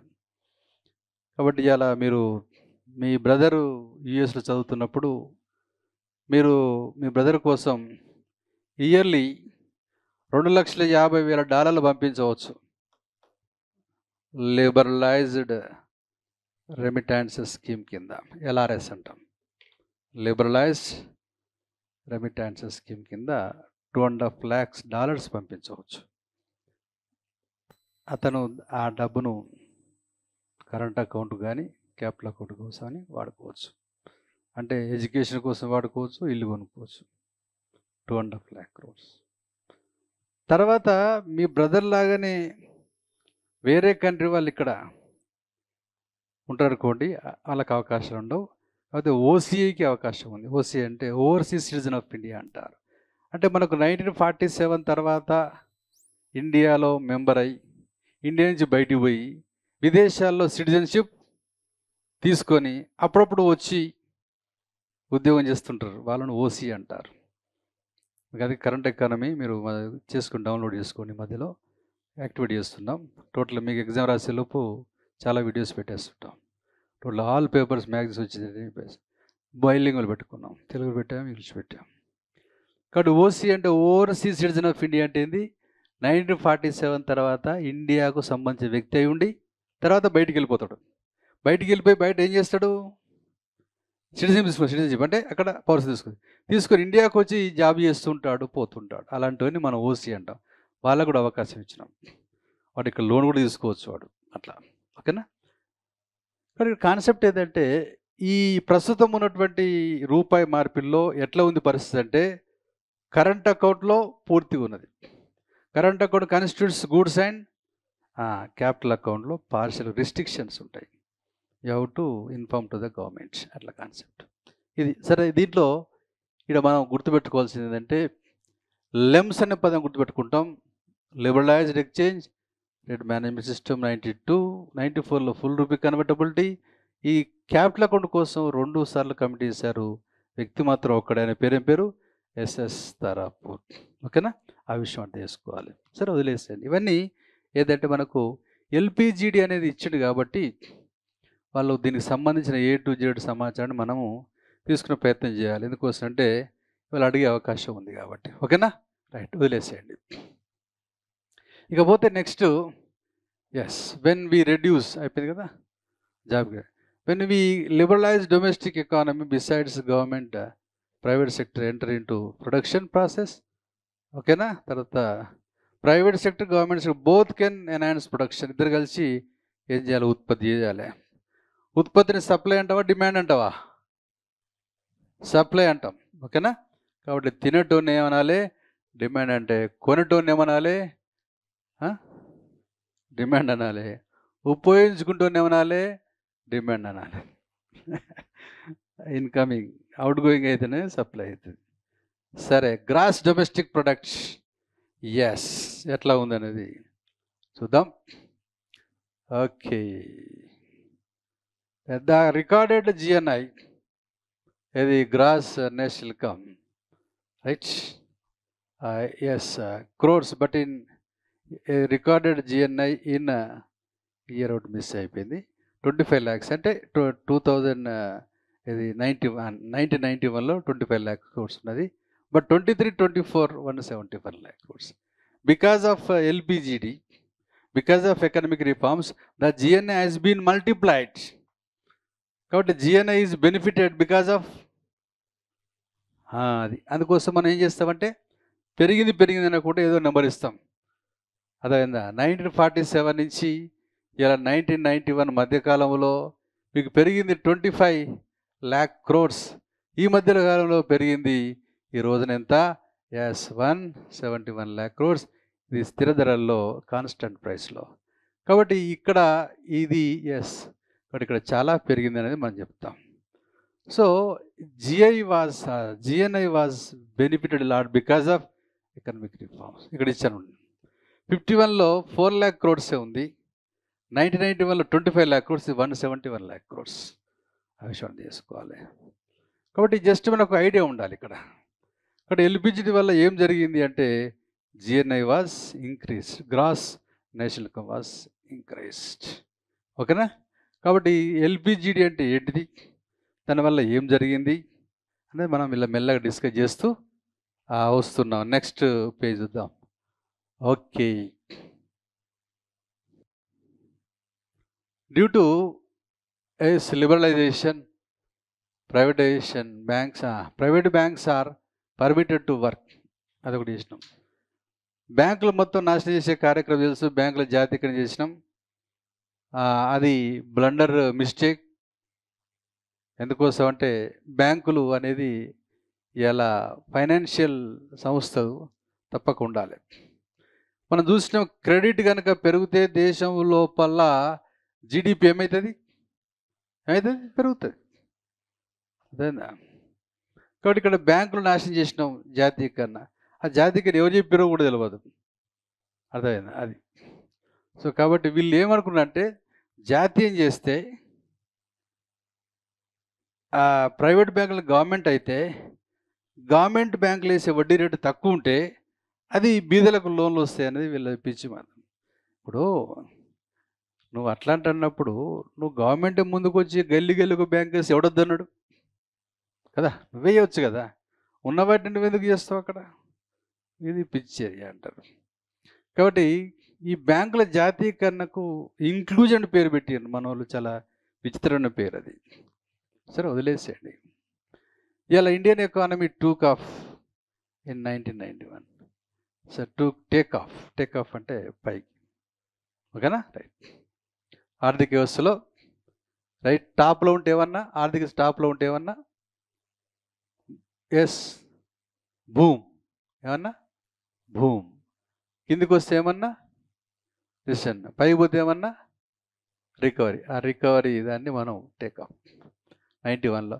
కాబట్టి ఆర్థిక వ్యవస్థ ప్లవన దశలోకి ఎప్పుడు వచ్చిందంటే 1991 వచ్చింది. Because of economic reforms. Takeoff అంటే ఏంటంటే ఆర్థిక వ్యవస్థ జస్ట్ అద్భుతంగా ముందుకెళ్తుంది అనే విషయం అర్థం చేసుకోవాలి. కాబట్టి 1947 నుంచి ఇట్లా వెళ్తూ 1991లో టేకాఫ్ అయింది. ఫ్లైట్ లెక్క. ఓకేనా? ఫ్లైట్ కూడా అంతే. హెలికాప్టర్ కాకుండా ఫ్లైట్ కొంత దూరంగా పరిగెత్తి పైకి వెళ్తుంది. ఓకే, టేకాఫ్ వచ్చింది. Before 1991 we had inflation because of scares goods, but present inflation due to price inflation. చెప్పాను మీకు ఇది. అప్పుడు ధరలు ఎక్కువ, ఇప్పుడు ధరలు ఎక్కువన్నాయి. అప్పుడు వస్తువులు లేక ధరలు ఎక్కువ ఉంటాయి. ఇప్పుడు ఏం ధరలు ఎక్కువన్నాయి? సిండికేట్ వల్ల ధరలు ఎక్కువ. అదే అది concept. Syndicate that means now price inflation. అదో ఇన్ఫ్లేషన్, ఇది ప్రైస్ ఇన్ఫ్లేషన్. తేడా అది. అట్లా మొత్తం ఇన్ఫ్లేషన్ కామన్. వదిలేసేయండి. Elimination of draconian acts. ఇక్కడ దీంట్లో ఎలిమినేషన్ ఆఫ్ అంటే ఇలా మనకు మరి తీసేసినాము. డ్రాకోనియన్ అంటే రక్తం దాగే చట్టాలు కొన్ని ఉండే, పూర్వబోగు చట్టాలు, వాటి మొత్తం తీసిపడేసినాం. ఎస్ఎల్పిజీలు బాగా. ఏంటిది అది? India part and parcel of liberalisation act like IDRA. చెప్పాను. ఏ ఇయర్లో వచ్చింది అది? 1951. MRTPA 70, FERA 73. Nationalisation were eliminated. Due to liberalisation licence raj was eliminated. ప్రతి చిన్నదానికి లైసెన్స్ తీసుకోవాలి, eliminated. Due to liberalisation larger industrial house holds got freedom to produce goods. ఓకేనా? ఆ విషయం తెలుసుకోవాలి. Due to liberalisation foreign exchange regulation act was scrapped. ఫెరాన్ తీసిపడేసినాం, MRTP తీసిపడేసినాం, ఐడిఆర్ తీసేసినాం, ఇట్లా అని తీసిపడేసినాం. మొత్తం మీద ఇవన్నీ పిచ్చి చట్టాలు. ఆ చట్టాలు ఏం చేసినాయంటే వ్యవస్థను ఆపేసినాయి. ఓకేనా? రైట్. సరే వదిలేసేయండి. ఇకపోతే liberalised production. Right. Due to liberalisation special economic zones, agriculture export zones, farmer produce organisation start అయినాయి. రైట్ అండి. సో ఇక్కడ మీకు తెలిసి ఇవి ఏంటియో. రైట్. ఓకే, ఇక్కడ స్పెషల్ ఎకనామిక్ జోన్స్. కాబట్టి మీరు ఎక్స్పోర్ట్ చేయడానికి ప్రత్యేకమైనటువంటి జోన్లు ఏర్పాటు చేశారు. దాన్ని స్పెషల్ ఎకనామిక్, ప్రత్యేక ఎగుమతి మండలాలు, సెజ్లు అంటారు. ఓకేనా? రైట్. సో ఇది మామూలుగా సెజ్ పాలసీ వచ్చింది 2000 ప్రాంతంలో. సెజ్ యాక్ట్ వచ్చింది 2005లో. సెజ్ల ప్రారంభం జరిగింది. సెజ్ల ప్రారంభం అనేది 2006లో స్టార్ట్ అయిపోయింది. కాబట్టి ఇవి ఏం చేస్తాయంటే ఎక్స్పోర్ట్ చేయడానికి ఇలా ఇవి స్టార్ట్ చేస్తాయి. ఇలా ఒక రైతు, గుంటూరులో ఒక రైతు మిర్చిని తీసుకుపోయేటప్పుడు ఆయన ఇక్కడిని తీసుకొచ్చేసి రైట్ ఎక్కడో యూకేకి పంపిస్తాడు. ఆ యూకే వాళ్ళు దీన్ని ల్యాబ్ పంపించేసి మళ్ళీ వెనక్కి పంపిస్తారు. ఎందుకంటే దీంట్లో మనడు మొత్తం ఫుడ్ కలర్ వేసి పడేసిండు, రెర్రగా అవపడాలని చెప్పి ఫుడ్ కలర్ వేసాడు. అక్కడ పోగానే వాళ్ళు ల్యాబ్ పంపిస్తారు, బయట పంపిస్తారు. సర్జరించిపోతే అట్లా కాదు, ముందే టెస్ట్ చేస్తారు, అక్కడ ఏమి టెస్ట్ ఉంటుంది ఇక్కడే అట్లా. కాబట్టి స్పెషల్ ఎకనామిక్ జోన్స్ ఇలా ఏర్పాటు చేసడం జరిగింది. అగ్రికల్చర్ ఎక్స్పోర్ట్ జోన్స్, వ్యవసాయ రంగానికి ప్రత్యేకంగా ఏఈజెడ్ అంటాం, వాటిని మనం డెవలప్ చేసుకోవడం జరిగింది. ఇలా ఫార్మర్ ప్రొడ్యూస్ ఆర్గనైజేషన్స్, ఎఫ్పిఓ అంటారు, ఫార్మర్ ప్రొడ్యూసర్ ఆర్గనైజేషన్స్. కాబట్టి 85% రైతులు ఎవరు? చిన్న సన్నకారు రైతులు. కాబట్టి ఇదేం చేసిందంటే ఒక గ్రూప్ ఆఫ్ ఫార్మర్స్ కలిసి వీళ్ళు ధాన్యాన్ని ఎక్స్పోర్ట్ చేయవచ్చు, ధాన్యాన్ని సేకరించవచ్చు, వస్తువుల ఉత్పత్తి చేయవచ్చు, ఇట్లా అని చేసుకోవచ్చు. ఓ గ్రామంలో హైరింగ్ సెంటర్ పెట్టవచ్చు. హైరింగ్ సెంటర్ అంటే ఇలా ఒక ఇచ్చేసి దీని ట్రాక్టర్, హార్వెస్టర్, బుల్డోజర్ ఇవన్నీ కలిపి పెట్టేస్తే రైతులు దాన్ని రెంట్కు తీసుకుంటారు. హైరింగ్ సెంటర్స్ పెట్టవచ్చు. ఇట్లా దీనికి లీగాలిటీ కూడా ఉన్నది, లీగాలిటీ చట్టబద్ధత ఉన్నది. 2013 కంపెనీస్ యాక్ట్ సపోర్టింగ్ ఉన్నది ఇక్కడ స్మాల్ ఫార్మర్స్ రీసెంటర్స్, ఎస్ఎఫ్ఏస్ అంటే small farmers agri business centres అని, ఇది కూడా సపోర్టింగ్ ఉంది. ఎఫ్పిఓ అంటాం, ఫార్మర్ ప్రొడ్యూసర్ ఆర్గనైజేషన్. ఇది మొత్తం మీద సహకార చట్టం యొక్క లక్షణాలు కలిగి ఉంటుంది. ఇక దాదాపు 10,000 ఏర్పాటు చేయాలనుకున్నాం మనం భారతదేశం. ఇప్పటివరకు 9,000 స్టార్ట్ అయినాయి. Group of farmers make in to group, the group named as FPO. It is having legality. They can purchase the food grains, they can produce the food grains, they can export the food grains, అట్లా ఏమైనా చేసుకోవచ్చు వాళ్ళకి. ఇది ఒక అద్భుతమైన చర్య వ్యవసాయ రంగం లోపల. కాబట్టి సహకార రంగాన్ని పరోక్షంగా పెట్టినట్టు మనం ఇక్కడ, ఇది మోడీ గారు చేసినటువంటి ఒక గొప్ప విషయం. ఎందుకోసం అంటే ఒక రైతు బార్గెన్ చేయలేడు, కానీ ఈ గ్రూప్ ఉన్నది కదా ఎవరైతుందో, ఆ గ్రూప్ ఏం చేస్తారంటే అటు పెద్ద మొత్తంలో విలేజ్లో ఉన్న మొత్తం ధాన్యాన్ని కొనుగోలు చేసేసి వేరే దేశానికి ఎక్స్పోర్ట్ చేస్తారు. అర్థమైందా? ఇట్లా. కాబట్టి ఒక వ్యక్తి సాధించేది గ్రూప్ సాధించే విధంగా చేసేదే ఫార్మర్ ప్రొడ్యూసర్. ఎస్. సో ఇది ఒక అద్భుతమైన చర్య. Next, new liberal industrialisation policy. ఓకేనా? రైట్. కాబట్టి atomic energy, railways, arms, ammunition only kept under government sectors, all sectors given to is fried. ఇలా న్యూ ఇండస్ట్రియల్ పాలసీ అని తీసుకొచ్చారు. ఓకేనా? కాబట్టి న్యూ ఇండస్ట్రీ పాలసీలో ఇలా మనం ఏం చేసినామంటే, రైట్, ఇవి మీకు డీటెయిల్గా ఉన్నది, డీటెయిల్ కూడా ఉన్నది, కాకపోతే దాన్ని జస్ట్ మీకు పరిచయం చేస్తున్నాను. కాబట్టి న్యూ ఇండస్ట్రియల్ పాలసీ లోపల ఇలా ప్రభుత్వమే ఉత్పత్తి చేయాలి అని చెప్పేసి ఒక 17 ఇండస్ట్రీస్ మోనోపోలీ అంటే ఈ ఇండస్ట్రీ గవర్నమెంట్కి అవకాశం ఉంటుంది పెట్టారు. దానివల్ల ఇవాళ మొత్తం గవర్నమెంట్ గ్రేటర్ దాన్ ప్రైవేట్ ఉండే. బట్ ఇక్కడ ఏం చేశారంటే ఇది అవసరం లేదు బాబు, అర్థమైందా? గవర్నమెంట్ చేతులు ఉండవలసింది ఇండియన్ రైల్వేస్ ఉండాలి, ఆటమిక్ ఎనర్జీ ఉండాలి, అణుశక్తి ఉండాలి అని చెప్పేసి తగ్గించేసారు. తర్వాత 18% లైసెన్స్ ఉండాలని అన్నాను. అది కాదు బాబు అని చెప్పేసి లైసెన్స్ కూడా 5 ఇచ్చేసినాం, తీసి పడేసినాం. మిగిలిన వాటికి ఏంది, పర్మిషన్ లెటర్స్ అవసరం, లైసెన్స్ అవసరం లేదు. లైసెన్స్ అంటే లంచం. కాబట్టి లైసెన్స్ల భారం నుంచి తగ్గించాము ఆర్థిక వ్యవస్థను. ఇలా మోనోపోలీ అనే విషయం కూడా తీసి పడేసినాం. ఇది సెపరేట్ ఇండస్ట్రీ పాలసీ నేను తయారు చేసినాను. నెక్స్ట్ మనకు వస్తుంది 1991 ఇండస్ట్రీ పాలసీ లోపల సపరేట్గా ఏమున్నది, జస్ట్ బ్రీఫ్గా, ఎందుకంటే ఎల్పిజి అనేది బ్రీఫ్గా ఆ విషయాన్ని మనం ఎక్స్ప్లెయిన్ చేస్తున్నాం, అంతేగాని స్పెషలైజేషన్ కాదు. డిజిన్వెస్ట్మెంట్ మీద క్వశ్చన్ పెట్టినా, ఎఫ్డిఏ మీద క్వశ్చన్ పెట్టినాను, ఇండస్ట్రియల్ పాలసీ పైన క్వశ్చన్ పెట్టాము. కాబట్టి అక్కడ ఏంటంటే ఇవన్నీ ఎల్పిజి అయినప్పుడు అన్నింటినీ బ్రీఫ్గా మనం ఎక్స్ప్లెయిన్ చేయాలి. అందుకోసం డిజిన్వెస్ట్మెంట్ ఇంతకుముందు డిస్కస్ చేసినాం మనం. Some part of CPS is sold to right private sector to increase the efficiency of the CPSU and enhance private sector share in CPS due to economic reforms. Even CPS also contribute profits to government. Some CPS enrolled in Maharatna category also, Maharatna Navaratna category. కాబట్టి సిపిఎస్యులు 47 నుంచి ఇలా 1991 వరకు సిపిఎస్లు చాలా ఎట్లుండే లేజీగా ఉండేది. అలా కాకుండా వీటికి కొంత చేశారు. సిపిఎస్లు తప్పకుండా పని చేయాలా, మెమోరాండం ఆఫ్ అండర్ స్టాండింగ్, మీరు పని చేయకపోతే బయటికి వెళ్ళగొడతాం. మీరు తప్పకుండా పని చేయలేదు, గోల్డెన్ షేక్ హ్యాండ్, మిమ్మల్ని ఏం చేస్తాం, తీసేస్తాం అంతే. ఎక్కువ ఉన్న వాళ్ళందరూ కూడా తీసి పడేస్తాం.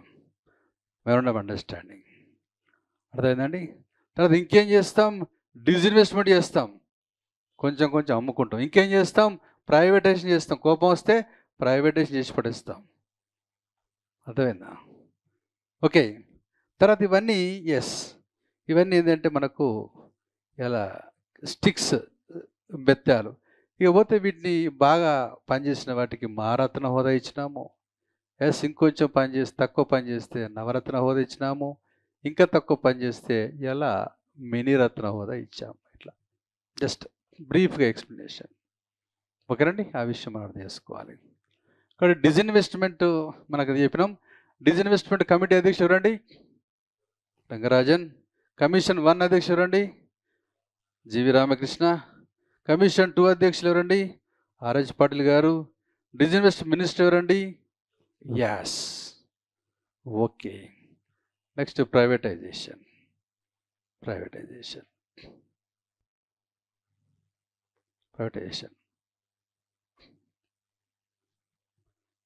నెగిటివ్స్లో మనకు మామూలుగా దీంట్లో ఎస్పెషల్ ఎకనామిక్ రిఫార్మ్స్లో ఎల్పిజిడి లోపల మనకు ఉన్నటువంటి నెగిటివ్స్ లోపల ఏమైంది అంటే, ఎస్పెషల్లీ ఇక్కడ ఓన్లీ ఈ యొక్క ఆర్థిక ఫలాలు ఉపయోగించుకున్నది ఎవరు అంటే అర్బన్ పీపుల్ ఎక్కువ బెనిఫిట్ అయ్యారు. అర్బన్ పీపుల్ అంటే రూరల్ పీపుల్ అనేది వీళ్ళకు అందలేదు. అదే కాబట్టి అర్బనైజేషన్ బాగా బెనిఫిట్ అయింది. లార్జ్ స్కేల్ ఇండస్ట్రీస్ వాళ్ళు బెనిఫిట్ అయ్యారు, కానీ స్మాల్ స్కేల్ ఇండస్ట్రీస్ వాళ్ళు, హోల్సేల్ ఎవరైతే వాళ్ళు బెనిఫిట్ అయ్యారు, కానీ రిటైల్ వాళ్ళకు ఆర్థిక ఫలాలు అందలేదు. ఇవాళ సర్వీస్ సెక్టర్లో పనిచేసే వాళ్ళు డెవలప్ అయ్యారు, కానీ అగ్రికల్చర్ సెక్టర్లో పనిచేసే రైతులు డెవలప్ కాలేదు. ఇవాళ ఈ వ్యవస్థ వల్ల ఏమైందంటే కొద్దిమంది చేతుల్లోకి ఆర్థిక వ్యవస్థ వచ్చింది. కాన్సన్ట్రేషన్ ఆఫ్ ఎకనామిక్ పవర్ అంటే దాని అర్థం ఆర్థిక శక్తి కొద్దిమంది చేతుల్లోకి రావడం జరిగింది. అంటే దాని అర్థం ఏంది, అసమానతలు రావడం జరిగింది. ఇన్ఈక్వాలిటీస్ పెరిగిపోయినాయి దేశం లోపల. అర్థమైందా? కాబట్టి ఈ యొక్క ఈ రీఫార్మ్స్ వల్ల అసమానతలు పెరిగినవి. రిచ్ బికమ్స్ రిచర్ అయ్యిండు, పూర్ బికమ్స్ పూర్ అయిపోయాడు. తర్వాత కోఆపరేటివ్ సెక్టర్ను పూర్తిగా పట్టించుకోలేదు, సహకార రంగం మొత్తం వదిలేశారు. ఇక్కడ అదైనా సహకార వ్యవస్థని వదిలేశారు. సో ఇక్కడ కాబట్టి ఈ వ్యవస్థ ఏంటంటే ఇక్కడ నాన్ ఫార్మల్ సెక్టర్ బాగా అయిపోయింది.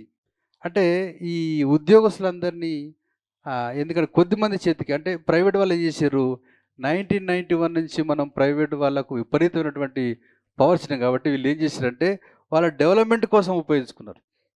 అందువల్ల ఇవాళ 80 to 90% కార్మికులు ఎవరంటే నాన్ ఫార్మల్, అంటే అసంఘటిత రంగంలో ఉన్నారు. అర్థమైందా? వాళ్ళకు ఫార్మల్ కాదు, వాళ్ళకు పెన్షన్ ఇచ్చలేదు, వాళ్ళకు సెక్యూరిటీ ఇచ్చలేదు, వాళ్ళకి రియల్ వేజ్ ఇచ్చలేదు, అర్థం వాళ్ళకి ఏం లేకుండా చేశారు. అర్థమైందా? కాబట్టి కార్మిక వ్యవస్థ నాశనం అయిపోయింది. కార్మిక వ్యవస్థ ఎక్స్ప్లాయిట్ కాబడ్డది. ఎక్స్ప్లాయిట్ అంటే టోటల్గా ఎక్కువ పని చేయించుకోవడము, తక్కువ జీతాలు ఇవ్వడం.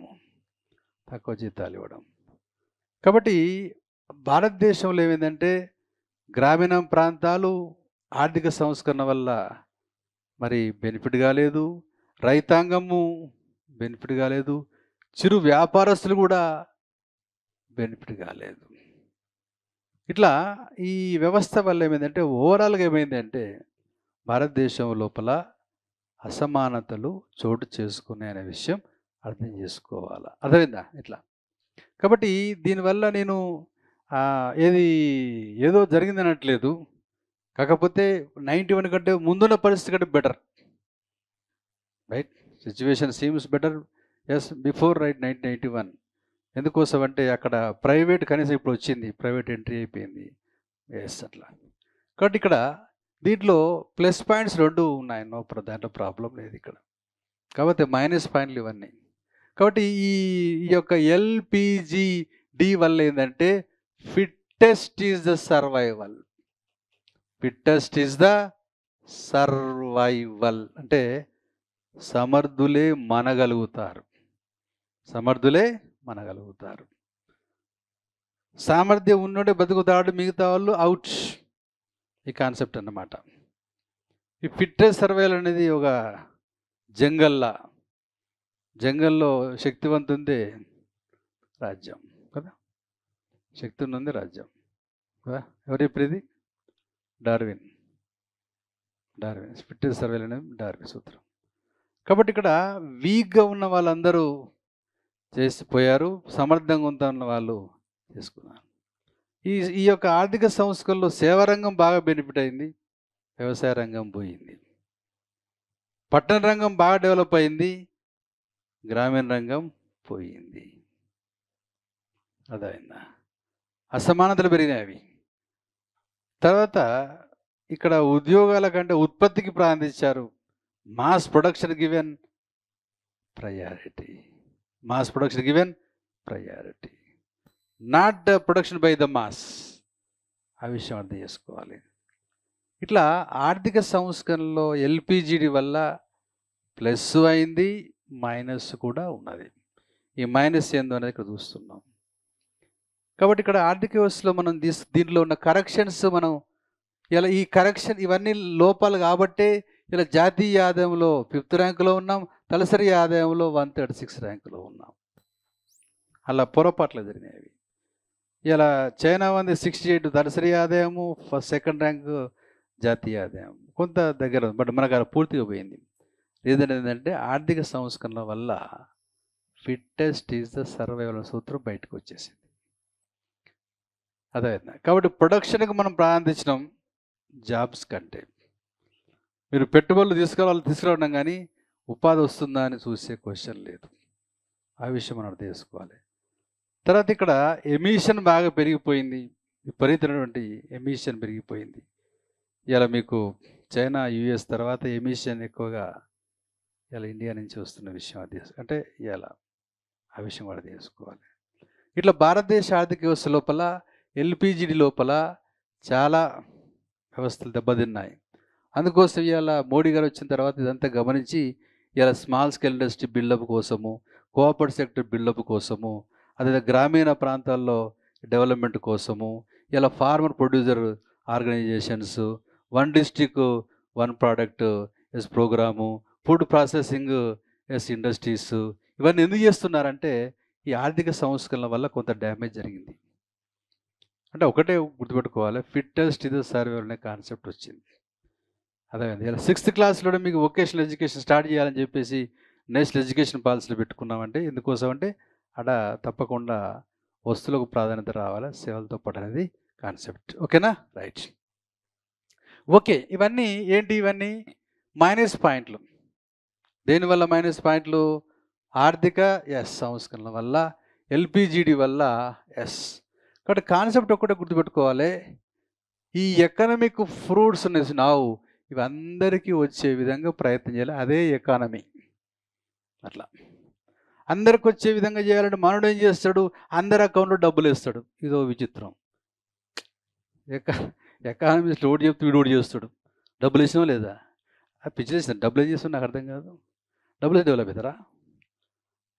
అదే అట్లా డబ్బులు వేయడం కాదు ఇక్కడ, వాళ్ళను ఉత్పత్తిలో ఇన్వాల్వ్ చేయాలి, అంతేగాని డబ్బులు ఇస్తాను అనేది కాదు ఇక్కడ. అదేనా పసుపు కుంకుమ ప్రోగ్రాము, అమ్మ ఒడి ప్రోగ్రాము, నాన్న లుంగి, పాప డైపరు, ఇవి పూర్వమోగు ప్రోగ్రామ్ అని. నేను ఏంటంటే ఎవడు చెప్పిడు ఇవన్నీ?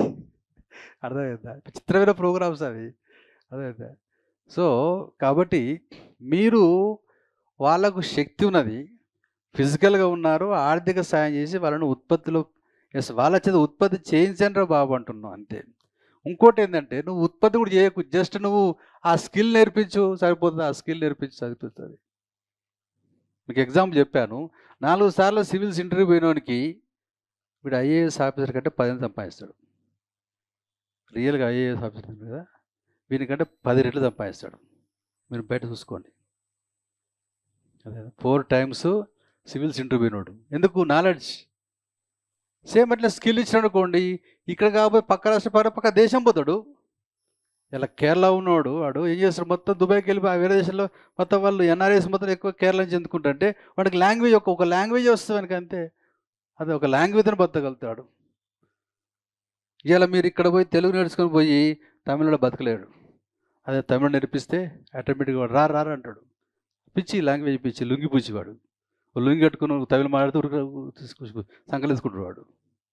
ఇలా మరాఠీ నేర్చుకుంటే మహారాష్ట్ర వాడు ఇస్తాడు. మీరు స్కూల్లో 4-5 భాషలు నేర్పించండి హిందీతో పాటు. ఎస్, ఇలా మైగ్రేషన్ మొత్తం నేషనల్ లెవెల్లో ఉంటుంది. కాబట్టి ఇంటర్నేషనల్ లాంగ్వేజ్ నేర్చుకోండి. ఇలా జర్మనీ లాంగ్వేజ్ నేర్పించండి, ఎందుకంటే వాళ్ళ మొత్తం ప్రోడక్ట్స్ అండ్ వరల్డ్ లెవెల్లో ఫేమస్. జపాన్ లాంగ్వేజ్ నేర్పించండి. కాబట్టి లాంగ్వేజ్తో కూడా ఎంప్లాయ్మెంట్ వస్తుంది, గుర్తుపెట్టుకోవాలి మీరు. లాంగ్వేజ్తో కూడా ఎంప్లాయ్మెంట్ వస్తుంది. ఇలా ఏం లాంగ్వేజ్ నేర్పిస్తున్నా 1 to 10th వరకు ఏం లేదు, ఒట్టిలో వెళ్ళి అంతే. కాబట్టి లాంగ్వేజ్లో ఎక్కువ, ఇప్పుడు ఒక్క లాంగ్వేజ్ చేసిన వానికంటే 4 లాంగ్వేజ్ చేసిన వానికి నాలెడ్జ్ ఎక్కువ ఉంటుంది, రెఫర్ చేస్తాడు. అదేనా? సో కాబట్టి బహుభాష అనేది ఇక్కడ ఇంపార్టెంట్. ఓకేనా? కాబట్టి అందుకోసమే ఈ వ్యవస్థను మార్చుకోవాలి. కాబట్టి పుస్తకాలు, స్కిల్స్, లాంగ్వేజ్ ఇవన్నీ నేర్పిస్తే అందుకే అంటారు ఇక్కడ విషయం ఏంటంటే, మీ దగ్గర క్యాపిటల్ లేదు boss, okay no problem. Capital formation లేదు, no problem. But human resource ఉంది కదా, దాన్ని బిల్డప్ చేసుకోండి. అర్థమైందా? ఒక అతనికి తన తండ్రి 10 కోట్లు ఆశిస్తాడు, ఇంకోతను తన తండ్రి 0 ఆశిస్తాడు. అప్పుడు ఏం చేయాలి? ఇతను తనకు తానే పెట్టుబడిగా మార్చుకోవాలి. ఏమైనప్పుడు నువ్వే పెట్టుబడి అనుకోవాలి. అదే, అంతేగాని వీడు 10 కోట్లు ఇచ్చిండు, వీడు గ్రేటు, నా జీవితం ఇట్లా అయింది, నేను ఇక్కడనే కూర్చుంటా కాదు కదా. నువ్వు 100 కోట్లు సంపాదిస్తావు, ఎందుకంటే నెగంత పవర్ ఉంటుంది. సో కాకపోతే వాళ్ళకు అవి నేర్పించాలి. సో వదిలేసేయండి. ఇట్లా హ్యూమన్ రిసోర్స్ డెవలప్మెంట్ అనేది ఎస్ నెంబర్ 1. ఇలా భారతదేశంలో ఏ ప్రణాళిక నుంచి హ్యూమన్ రిసోర్స్ వచ్చిందండి? 8th ప్లాన్ నుంచి వచ్చింది హ్యూమన్ రిసోర్స్ డెవలప్మెంట్. అందుకే ఎన్ఆర్ఐ వ్యవస్థ కూడా బాగా డెవలప్ అయిపోయింది. వదిలేసేయండి. Right, come to the point. సరే, ఇక్కడ విషయాన్ని మనం గమనించినట్లయితే ఇలా ఈ LPGD, yes, privatisation. Privatization is the process of transferring the ownership of a public sector entity to the private sector. The process of nationalization was discontinued and introduction of privatization started. కాబట్టి privatisation అంటే government into private, government into private. ఇంతకు చెప్పాను కదా. అది Bharat aluminium company, Hindustan zinc, Indian pharmaceutical corporation limited, VSNL has been privatized. Air India Limited privatized. Air India మళ్ళీ ఎవరికి అమ్ముకున్నారు? Tata company. 27 public sector banks into 12 banks, 196 RRB into 43 also changed. Hence government scope decreased. కాబట్టి ప్రభుత్వం యొక్క పరిధి ఏమైంది? తగ్గిపోయిందనే విషయం అర్థం చేసుకోవాలి. సరే, ఓకే, వదిలేసేయండి. నెక్స్ట్ పేజీలో ఏమి చూద్దాం, ఇంకా ఉంది. Right, okay. BSNL, Bharat Sanchar Nigam limited, MTNL, Mahanagar telecom Nigam limited also getting huge losses. వీటిని కూడా తీసి పడేస్తారు. అదైనా ఈ BSNL కూడా ఎవరు ఓట్లేదు, అందరు ఎయిర్టెల్కు, జియోకు పోతున్నారు. MTNL ఏంది? 2 సిటీల్లో ఫేమస్. అది ఏదది? 2 గవర్నమెంట్ టెలిఫోన్. BSNL ఇండియా మొత్తం ఉన్నది, కానీ 2 సిటీల్లో ఉంటుంది. MTNL Delhi, Mumbai. Mahanagar telecom Nigam huge losses. Government appointed దీపం, చెప్పాను మీకు, department of investment and public asset management, to fast implementation of disinvestment in 2016 instead of department of disinvestment. DD ఉండే, DD పోయేమైంది? దీపం అయింది. దీపం, ఎస్. DD ఏ ఇయర్ వచ్చింది? ఎస్, ఇది ఎప్పుడు వచ్చింది? ఏం చేస్తుంది? డిస్ఇన్వెస్ట్మెంట్ను అమలు చేస్తుంది. DD అంటే డిపార్ట్మెంట్ ఆఫ్ డిస్ఇన్వెస్ట్మెంట్. కాబట్టి ప్రభుత్వ రంగ సంస్థలు ఎవ్వి వీక్ నేవర్ తీసుకొచ్చి గవర్నమెంట్లు ఇస్తున్నారు. దాంట్లో భాగంగా ఫ్యూచర్లో BSNL పోతుంది, MTNL కూడా పోతుంది. అంతే, ఆల్రెడీ ఇది వరకు పోయినాయి, మనం చెప్పుకున్నాం ఇక్కడ. పోయినాయి, ఇది ప్రైవేటైజేషన్లో పోయినాయి. భారత్ అల్యూమినియం కంపెనీ పోయింది, హిందుస్థాన్ జింక్ పోయింది, ఐడిపిఎల్ అంటారు మన ఇండియన్ ఫార్మాస్యూటికల్ కార్పొరేషన్ లిమిటెడ్ ఇది పోయింది. నెక్స్ట్ విఎస్ఎన్ఎల్ విదేశ సంచార్ నిగమ్ లిమిటెడ్ టాటాలు కొనేసి పడేసిండ్రు, పోయింది అది. ఓకే, తర్వాత ప్రభుత్వ రంగ సంస్థలు కూడా తగ్గిపోతున్నాయి. ఓకేనా, ఆ విషయం అర్థం చేసుకోవాలి. సరే, వదిలేసేయండి. గ్లోబలైజేషన్ ఇది చిన్న కాన్సెప్ట్. ఏంటంటే ఇక్కడది free movement of goods, services, investments, capital, technology. Yes, ఓకేనా, ఒక దేశం కాబట్టి ఒక దేశం నుంచి మరొక దేశానికి ఫ్రీ మూమెంట్స్ అంటే ఈజీగా ఎస్ కదిలి వెళ్ళాలి. ఏం పోవాలా? ఎస్, ఇక్కడ గూడ్స్ వెళ్ళాలా, ఏం వెళ్ళాలా? సర్వీస్ వెళ్ళాలా, ఏం వెళ్ళాలా? ఇన్వెస్ట్మెంట్ వెళ్ళాలా, ఏం వెళ్ళాలా? డెట్ వెళ్ళాలా, ఏం వెళ్ళాలా? పేటెంట్స్ వెళ్ళాలా. ఓకేనా, పేటెంట్స్, ఇట్లా ఎవ్రీథింగ్ అవి స్టార్ట్ చేసుకో. దీన్ని గ్లోబలైజేషన్ అంటాం. ఇలా ఇది గ్లోబలైజేషన్ ఎందుకు ఇస్తామంటే మనం గతంలో చెప్పాము, నైదర్ ఏ కంట్రీ నార్ ఏ పర్సన్ సెల్ఫ్ సఫిషియెంట్. కాబట్టి మనం వాటిని ఎంకరేజ్ చేయాలా. ఓకేనండి, right. So India practised closed economy up to 1991, but led inflation, ద్రవ్యోల్బణం వచ్చింది. Lead devaluation. డివాల్యుయేషన్ ఏంటండి? మూల్యహీనీకరణ. మూల్యహీనీకరణ ఎన్నిసార్లు చేసిన? మూల్యహీనీకరణ 4 సార్లు చేసిన. ఫిజికల్ డెఫిసిట్ పెరిగింది, మీగర్ ఫారెన్ ఎక్స్చేంజ్ రిజర్వ్స్ వచ్చినాయి. India cancel FERA and introduced FEMA. కాబట్టి ఈ యొక్క వ్యవస్థలు ఏంటంటే బాగా నష్టాలు జరిగినాయి. కాబట్టి అవన్నీ 91 కంటే ముందు ద్రవ్యోల్బణ సమస్య ఉండే, 91 కంటే ముందు అసమానతలు విపరీతంగా ఉండే, బెదరిక ఉండేది, నిరుద్యోగం ఉండేది, ఇట్లా అనేక సమస్యలు ఉండేది. 91 నుంచి కొంచెం తగ్గడం స్టార్ట్ అయింది, సిచ్యువేషన్ బెటర్గా స్టార్ట్ అయింది. ఇప్పుడు ఉన్నదల్లా ఏంటంటే ఫిట్ సర్వైవల్, అందరికీ ఆర్థిక ఫలాలు రావడంలో అదొక మనం పని చేసుకోవాలి. ఓకేనా, రైట్. ఇక్కడ ఎగ్జాంపుల్ ఇచ్చాను మీకు. ఇగో ఎక్స్పోర్ట్స్ 91లో 56,256 crores, ఇంపోర్ట్స్ 56,246. ఇక్కడ ఎక్స్పోర్ట్స్ ఎంత అయిందో 64 lakhs crores, import 71 lakh crores. ఓకేనా, ఆ విషయం మనం అర్థం చేసుకోవాలి. కాబట్టి ఇక్కడ విపరీతమైనటువంటి చేంజ్ వచ్చింది ఇక్కడ ఎక్స్పోర్ట్స్ ఇంపోర్ట్స్ లోపల. కాబట్టి ఇలా ఎక్స్పోర్ట్స్ చూడండి ఇక్కడ, రైట్, ఎంత ఉండే 56,256. ఓకేనా, 56,000 ఉండే, పోయి 64 lakh crores అయింది. ఇక్కడ ఇంపోర్ట్స్ ఎంత ఉండే 56,246. మరి ఎంత వచ్చింది? 71 lakh. మొత్తం 71 lakh crores ఇంపోర్ట్స్. ఓకేనా, 64 lakh crores exports. This is X, this is M. మొత్తం మీద ఎస్. దీనివల్ల కరెంట్ అకౌంట్ డెఫిసిట్స్. ఇదనే అది విషయం అర్థం చేసుకోవాలి. సో మొత్తం మీద ఈ గ్లోబలైజేషన్ వల్ల ఎక్స్పోర్ట్స్ ఇంపోర్ట్స్లో అతి దారుణమైనటువంటి మార్పులు వచ్చిన విషయాన్ని మనం ఇక్కడ ఎక్స్పోజ్ చేస్తున్నాం, అంతే, ఏం లేదు ఇక్కడ. రైట్, ఓకే, అయిపోయింది కదా, ఇంకా ఉంది. రైట్, ఏం చెప్పిండు? ఎన్హాన్స్మెంట్ ఇన్ ఫారెన్ ఎక్స్చేంజ్ మనం చాలాసార్లు చూసాము, నో ప్రాబ్లం. ఏందట? Due to economic reforms the service account and capital account both became positive, hence balance of payment became positive. Finally foreign exchange reserves rate enhanced from 1.2 US billion to 650. తెలుసు మీకు.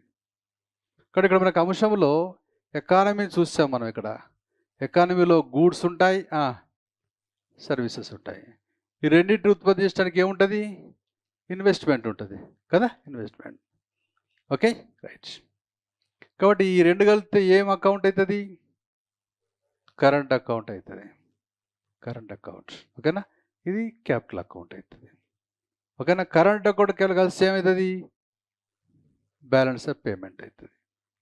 ఇది ప్లస్గా ఉండడం వల్ల మనకు లోపలికి వచ్చినాయని చెప్తున్నాం. ఇది ప్లస్ ఎందుకు ఉన్నదంటే సర్వీస్ సెక్టర్ బాగుంది, ప్లస్ క్యాపిటల్. ఇది ఒక్కటే కొంచెం ప్రాబ్లం ఉంది, వస్తువులో ప్రాబ్లం మనకు ఉంది. దీన్ని మనం ఇప్పుడు ఛేదించాలి.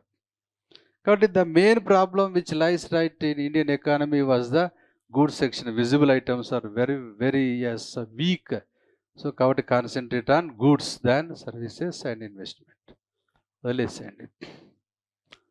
ఓకేనా. నెక్స్ట్ రూపీ కన్వర్టబుల్ చెప్పాను మీకు గతంలో, ఇంతకుముందు కూడా మీకు చెప్పాను. Rupee convertibility these are all right part and parts of LPGD. Okay, rupee convertible ఇంతకుముందు చెప్పాను మీకు. రైట్, చూడండి. Right, current account convertibility partially 1992.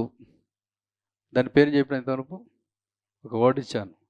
Current అకౌంట్లో పార్షియల్ రూపీ కన్వర్టబిలిటీకి లెమ్స్ అన్నాం, లిబరలైజ్డ్ ఎక్స్చేంజ్ రేట్. ఓకే, దాన్ని పూర్తిగా ఎప్పుడు చేసిన 1994. Convertible capital account by is partial being implemented. Trade is GDP ratio also increase from 17% to 40%. కాబట్టి జీడిపిలో ట్రేడ్ ఎంత ఉండే ఎప్పుడది అక్కడి నుంచి ఎంతవరకు ఎంత వచ్చింది? 40% వచ్చింది. ఎస్, 2020లో 40% వచ్చింది. కాబట్టి ట్రేడ్ వాల్యూమ్ పెరిగింది ఎల్పిజి వల్ల. ఓకేనా, ఆ విషయం కూడా తెలుసుకోవాలి. ఇట్లాంటి పాయింట్స్ మనం ఎక్స్పోజ్ చేయాలి, నెంబరింగ్ అదేనా. కాబట్టి ఎల్పిజి వల్ల ఎక్స్పోర్ట్స్ పెరిగినాయి, ఇంపోర్ట్స్ పెరిగినాయి, ఇన్ఫ్లేషన్ తగ్గడం స్టార్ట్ అయిపోయింది, ఫారెన్ ఎక్స్చేంజ్ రిజర్వ్స్ పెరిగినాయి, అదేవిధంగా ట్రేడ్ డెఫిసిట్ విషయంలో కొంత మార్పు వచ్చింది. ఓకేనా, తర్వాత ఇక్కడ ట్రేడ్ జీడిపి రేషియో చాలా పెరిగిపోయింది ఇట్లా. ఓకేనా. Next trade diversity. India extended its trade to many countries. మనం ముందు చెప్పాము 91 కంటే ముందు we used to do trade with fewer countries. Okay, but since 1991, yes ఇక్కడ కాన్సెప్ట్ 1991 కంటే ముందు మన ట్రేడ్ అంతా కొన్ని దేశాలతో ఉండేది, ఓఈసీడీ దేశాలు. జస్ట్ వీటి సంఖ్య జస్ట్ 38 ఉంటుంది. ఓఈసీడీ ఒక ఆర్గనైజేషన్ 1961లో స్టార్ట్ అయింది, ప్యారిస్ బేస్లో స్టార్ట్ అయింది. డెవలప్డ్ కంట్రీస్ యొక్క కూటమి అది, combination of developed countries. Right, okay, 38 members. ఇలా వీళ్ళు ఒక ఇండెక్స్ తీసుకుంటున్నారు. ఓకేనా. Right, service trade restrictive index అని ఎస్టీఆర్ ఒకటి తీసుకొచ్చారు వీళ్ళు. దీంట్లో ఒక 12 దేశాలు కలుపుకున్నారు వీళ్ళు ఎక్స్ట్రా, మొత్తం 50 తీసుకొచ్చారు. 50 దేశాలు ఇండియాది 47th rank. Service trade restrictiveness index, ఆ ఇండెక్స్ ఎవరు చేశారు? OECD countries. కాబట్టి ఆ 38 దేశాలతో పాటు ఇంకో 12 ఏంటంటే సేవల పైన ఎక్కువ కాన్సన్ట్రేట్ చేసే దేశాలు తీసుకున్నారు వాళ్ళు. ఇలా ఇండియాని తీసుకున్నారంటే ఇండియాకు 54% ఆఫ్ జీడిపి కమింగ్ ఫ్రమ్. ఓకేనా అది. సో ఇక్కడ ఏం చేశారంటే ఇక్కడ ట్రేడ్ ఫ్యూర్ కాదు, ఆల్ కంట్రీస్, అట్లా ఎక్కువ కంట్రీస్తో చేయాలి అనే కాన్సెప్ట్. ఇది ట్రేడ్ డైవర్సిటీ అంటారు, డైవర్సిటీ. ఓకేనా అది. కాబట్టి వాణిజ్య భిన్నత్వం, ఆ విషయం అర్థం చేసుకోవాలి. కాబట్టి 91 నుంచి మనం చేసిన విషయం ఏంటంటే trade diversity. Trade extendeds trade yes to many countries, fewer countries and yes even enter into RT regional trade agreements తెలుసుకున్నాం. బికే మెంబర్ ఆఫ్ డబ్ల్యూటీఓ, నా డబ్ల్యూటీఎస్, డబ్ల్యూటీఓ వరల్డ్ ట్రేడ్ ఆర్గనైజేషన్లో మెంబర్ కూడా కావడం జరిగింది. కాబట్టి ఎల్పిజిడిని మనం బ్రీఫ్గా అన్ని అంశాలను చూస్తూ రాసాం. ఎల్పిజిడి లోపల ఇండస్ట్రియల్ పాలసీ వేరే ఉన్నది, దానికి సెపరేట్ క్వశ్చన్ ఇచ్చినాము. కాబట్టి ఎల్పిజిడి గురించి మనకు సిలబస్లో రాశారు ఇట్లా. కాబట్టి దీంట్లో ఓవరాల్గా నేను అన్ని టచ్ చేస్తాను. దీంట్లో ఇండస్ట్రియల్ పాలసీ రావచ్చు, దీంట్లో డిస్ఇన్వెస్ట్మెంట్ పాలసీ రావచ్చు, దీంట్లో ఎఫ్డిఐ పాలసీ రావచ్చు, దీంట్లో ట్యాక్స్ పాలసీ రావచ్చు, దీంట్లో బ్యాంకింగ్ రిఫార్మ్స్ రావచ్చు, ఇట్లా ఉంటుంది. ఓకేనండి. రైట్. ఓవరాల్గా డబ్ల్యూటీఓ గురించి కూడా డైరెక్ట్ రాసుకోవచ్చు. ఇవన్నీ మీకు క్వశ్చన్లు ఒకటి తయారు చేసి పెట్టినాం. ఓకేనా. ఇప్పుడు చెప్పిందంతా ఓవరాల్గా డిస్కస్ చేసినాం. ఓవరాల్ ఎల్పిజిలో ఏముంటుంది అనేది ఓవరాల్ చేసినాం. తర్వాత ఎల్పిజి వల్ల సరే లాభం నష్టం ఎంత కూడా మనం డిస్కస్ చేసినాం. రైట్, లాభాలు నష్టాలు ఉన్నాయి. ఎస్పెషల్ ఏంటంటే ఫిట్టెస్ట్ ది సర్వైవల్ అనేది కూడా జరిగింది ఎల్పిజి వల్ల. డబ్బులు ఉన్నోడు ఉపయోగించుకున్నాడు, శక్తి ఉన్నవాడు ఉపయోగించుకున్నాడు, ఎవరైతే బీదలు ఉన్నారో వాళ్ళు దెబ్బతిన్నారు. కాబట్టి still we are in poverty, still we are in unemployment, still we are in inequality. కాబట్టి ఇక్కడ మనం చేయవలసింది ఏంటంటే fruits of economic development must be percolated bottom to the economy. ఆర్థిక ఫలాలు అందరికీ వచ్చే విధంగా ప్రయత్నం చేయాలి, కానీ పంచిపెట్టకూడదు పలహారం లెక్క. అది మళ్ళీ ఒకటి చైనా వాడు చేసింది అదొకటి ఏంటంటే ఇలా వాళ్ళందరూ తీసుకొచ్చి ఇన్వాల్వ్ చేసి పడేసిండు. అది కాదు, ఇన్వాల్వ్ చేయాలంటే ఏం లేదు ఇక్కడ. నువ్వు 1 to 10th క్లాస్ వరకు అర్థమైందా, వస్తువులను ఎట్లా ఉత్పత్తి చేయాలి, ఎట్లా రిపేర్ చేయాలి, సేవలను ఎట్లా ఉత్పత్తి చేయాలి, రిపేర్ చేయాలి, దాంతోపాటు పుస్తకాలు చదివాలి అంతే. ఇలా చేసే దేశాలన్నీ టాపులు వెళ్ళిపోయినాయి. ఇక భారతదేశం లాంటి దేశాలు పుస్తకాలు చదివి మొదలు పెడితే ఇలా పరిస్థితి చాలా. అది ఆ కొటారెంటోడు ఏడు దొరికడం వీళ్ళకి అర్థం కాదు. అదేనా ఆ కొటారు కూడా మొత్తం కిటార్ అయిపోయింది వ్యవస్థ అంతా. అర్థమైందా? నేను అనేదంటే కామన్ సెన్స్ ఉండాలి. ఇప్పుడు మన కోరిక ఇచ్చేది వస్తువులు ఉత్పత్తి చేసి పక్క పెట్టరా బాబు అంటే అర్థమైందా? 10 సంవత్సరాలు వరుస పెట్టి అర్థమైందా అన్ని పుస్తకాలు చదివించేసి అర్థమైందా? ఇది కరెక్ట్ కాదు. అక్కడ ఆ క్యాండిడేట్ సెలెక్షన్ అనేది రాంగ్. అర్థమైందా? సో అదొకటి చేశారు.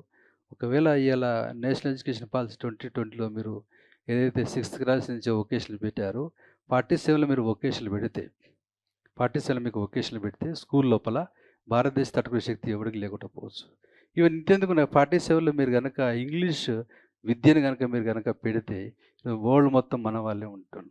ఆ రీజనల్ లాంగ్వేజ్ అంటే వ్యక్తిని అడ్డగిస్తుంది. అక్కడ రీజనల్ లాంగ్వేజ్ అనేది వ్యక్తిని అడ్డగిస్తుంది. అదేనా? ఇవాళ యూకేలో పుట్టిన వాడు 10th క్లాస్ పోరాడు అర్థమైంది, ఆటోమేటిక్గా వాడు పద్యాలు పడతాడు. మన 10th క్లాస్లో మనకు ఆగం అవుతుంటాడు ఇంగ్లీష్లో. చెప్తానా? అది గ్లోబల్ లాంగ్వేజ్, ఇంటర్నేషనల్ లాంగ్వేజ్, దాన్ని మనం కాదనలేము. ఇక్కడ ఆ విషయం అర్థం చేసుకోవాలి. కాబట్టి ఇక్కడ కొన్ని పొరపాటు జరిగినాయి, సరే వదిలేసేయండి. ఇప్పటికైనా మన వాళ్ళు అంటే మీరు అనవచ్చు, ఇప్పటికైనా మన వాళ్ళు బాగానే ఉన్నారు కరెక్టే, కానీ ఉండవలసిన స్థానం వాళ్ళు లేరు ఇక్కడ. ఎవరు లేడంటా అండి ఇక్కడ, నాకు అర్థం కాదు. అర్థమైందా? ఇప్పుడు 140 కోట్ల జనం, ఒక క్రికెట్ టీం గట్టిగా ఉండదు చెప్తాను ఇక్కడ. అర్థమైందా? ఒక 2 కోట్ల ఆస్ట్రేలియా నుంచి గట్టి టీం వస్తుంది. ఎట్లా వస్తుంది అంటే అది ఎకనామిక్ స్టడీనెస్ ఉంటే ఆటోమేటిక్గా వాళ్ళు కూడా వస్తారు. కాబట్టి ఇలా మనోడు ఏం చేస్తాడు, ఒలింపిక్ పోతాడు, 100 మంది 150 మంది ఇలా పోతారు. అది పెద్ద ప్యారడ్ వేసేస్తాడు. అదేవిధంగా అది ఒక్కడు కూడా రాదు అక్కడికి పోతే. రీజన్ ఏంటంటే వీడు తినే తిండికి ఆడే దాటికి ఏ సంబంధం ఉండదు. అది మెయిన్ ప్రాబ్లం ఇక్కడ. అది కాదు అక్కడ, ఆ స్టఫ్ లేదు అక్కడ, వర్కౌట్ లేదు అక్కడ. అది కాన్సెప్ట్. ఇక మనోడు ఏం చేస్తాడు, లాభం లేదని చెప్పేసి కోపం వచ్చి ఇంటికి వచ్చేసి సౌత్ ఏషియన్ గేమ్స్ అని పెడతాడు. ఇక్కడ మళ్ళీ చైనా వాడు రావద్దు, ఎవరు రావాలి, బంగ్లాదేశ్ వాడు, శ్రీలంకోడు, మాల్దీవ్స్ వాడు, వాళ్ళందరూ తీసుకొచ్చి ఆడదప్పట ఆడడం. వాళ్ళు వాళ్ళగా అంటారు, రాండి మీరు ఫ్రీగా బస్ ఛార్జీలు ఇస్తామని చెప్పిస్తే వాళ్ళు తీసుకొచ్చి ఆడిపించుకొని అదేవిధంగా అన్ని గోల్డ్ మరే, సిల్వర్ మరే, అన్నీ మనే. అదేవిధంగా ఆ ఊళ్ళలో ఉంటాడు తెలియదు పాపం, అబ్బా మనోడు శ్రీలంక గెలిచిన ఒకటే సంతోషం. ఓకే, ఇది సౌత్ ఏషియన్ గేమ్స్ అని విచిత్రంగా పెట్టారు, పక్కా పెడదాం. నేనేంటంటే ఎక్కడ లోపాలని తెలుసుకోవాలి కదా. అదేందా వదిలేసేయండి. కాకపోతే నెక్స్ట్ రైట్, ఇలా రూపీ కన్వర్టబుల్ మీకు తెలిసిందని చెప్పాను కదా. ఇదేనా? అయిపోయింది కదా, అయిపోయింది. ట్రేడ్ డైవర్సిటీ అయిపోయింది. Yes question. ఓకే రైట్, దగ్గర పడ్డది. Agriculture net exports. ఇలా మీకు ఓకే, ఇలా in Indian economy position change a lot from ship to mouth అని చూసినాం. ఇలా షిప్ టు మౌత్ అంటే 1947 మీకు తెలుసు. ఇలా 1600 కంటే ముందు ఇలా భారతదేశం ఒక రిచ్ కంట్రీ అని మీకు తెలుసు. ఈ రిచ్ కంట్రీస్ లోపల ఈజిప్టు ఒకటి, ఇండియా ఒకటి, చైనా ఒకటి, 3 రిచ్ కంట్రీస్ ఉండే 16 ముందు.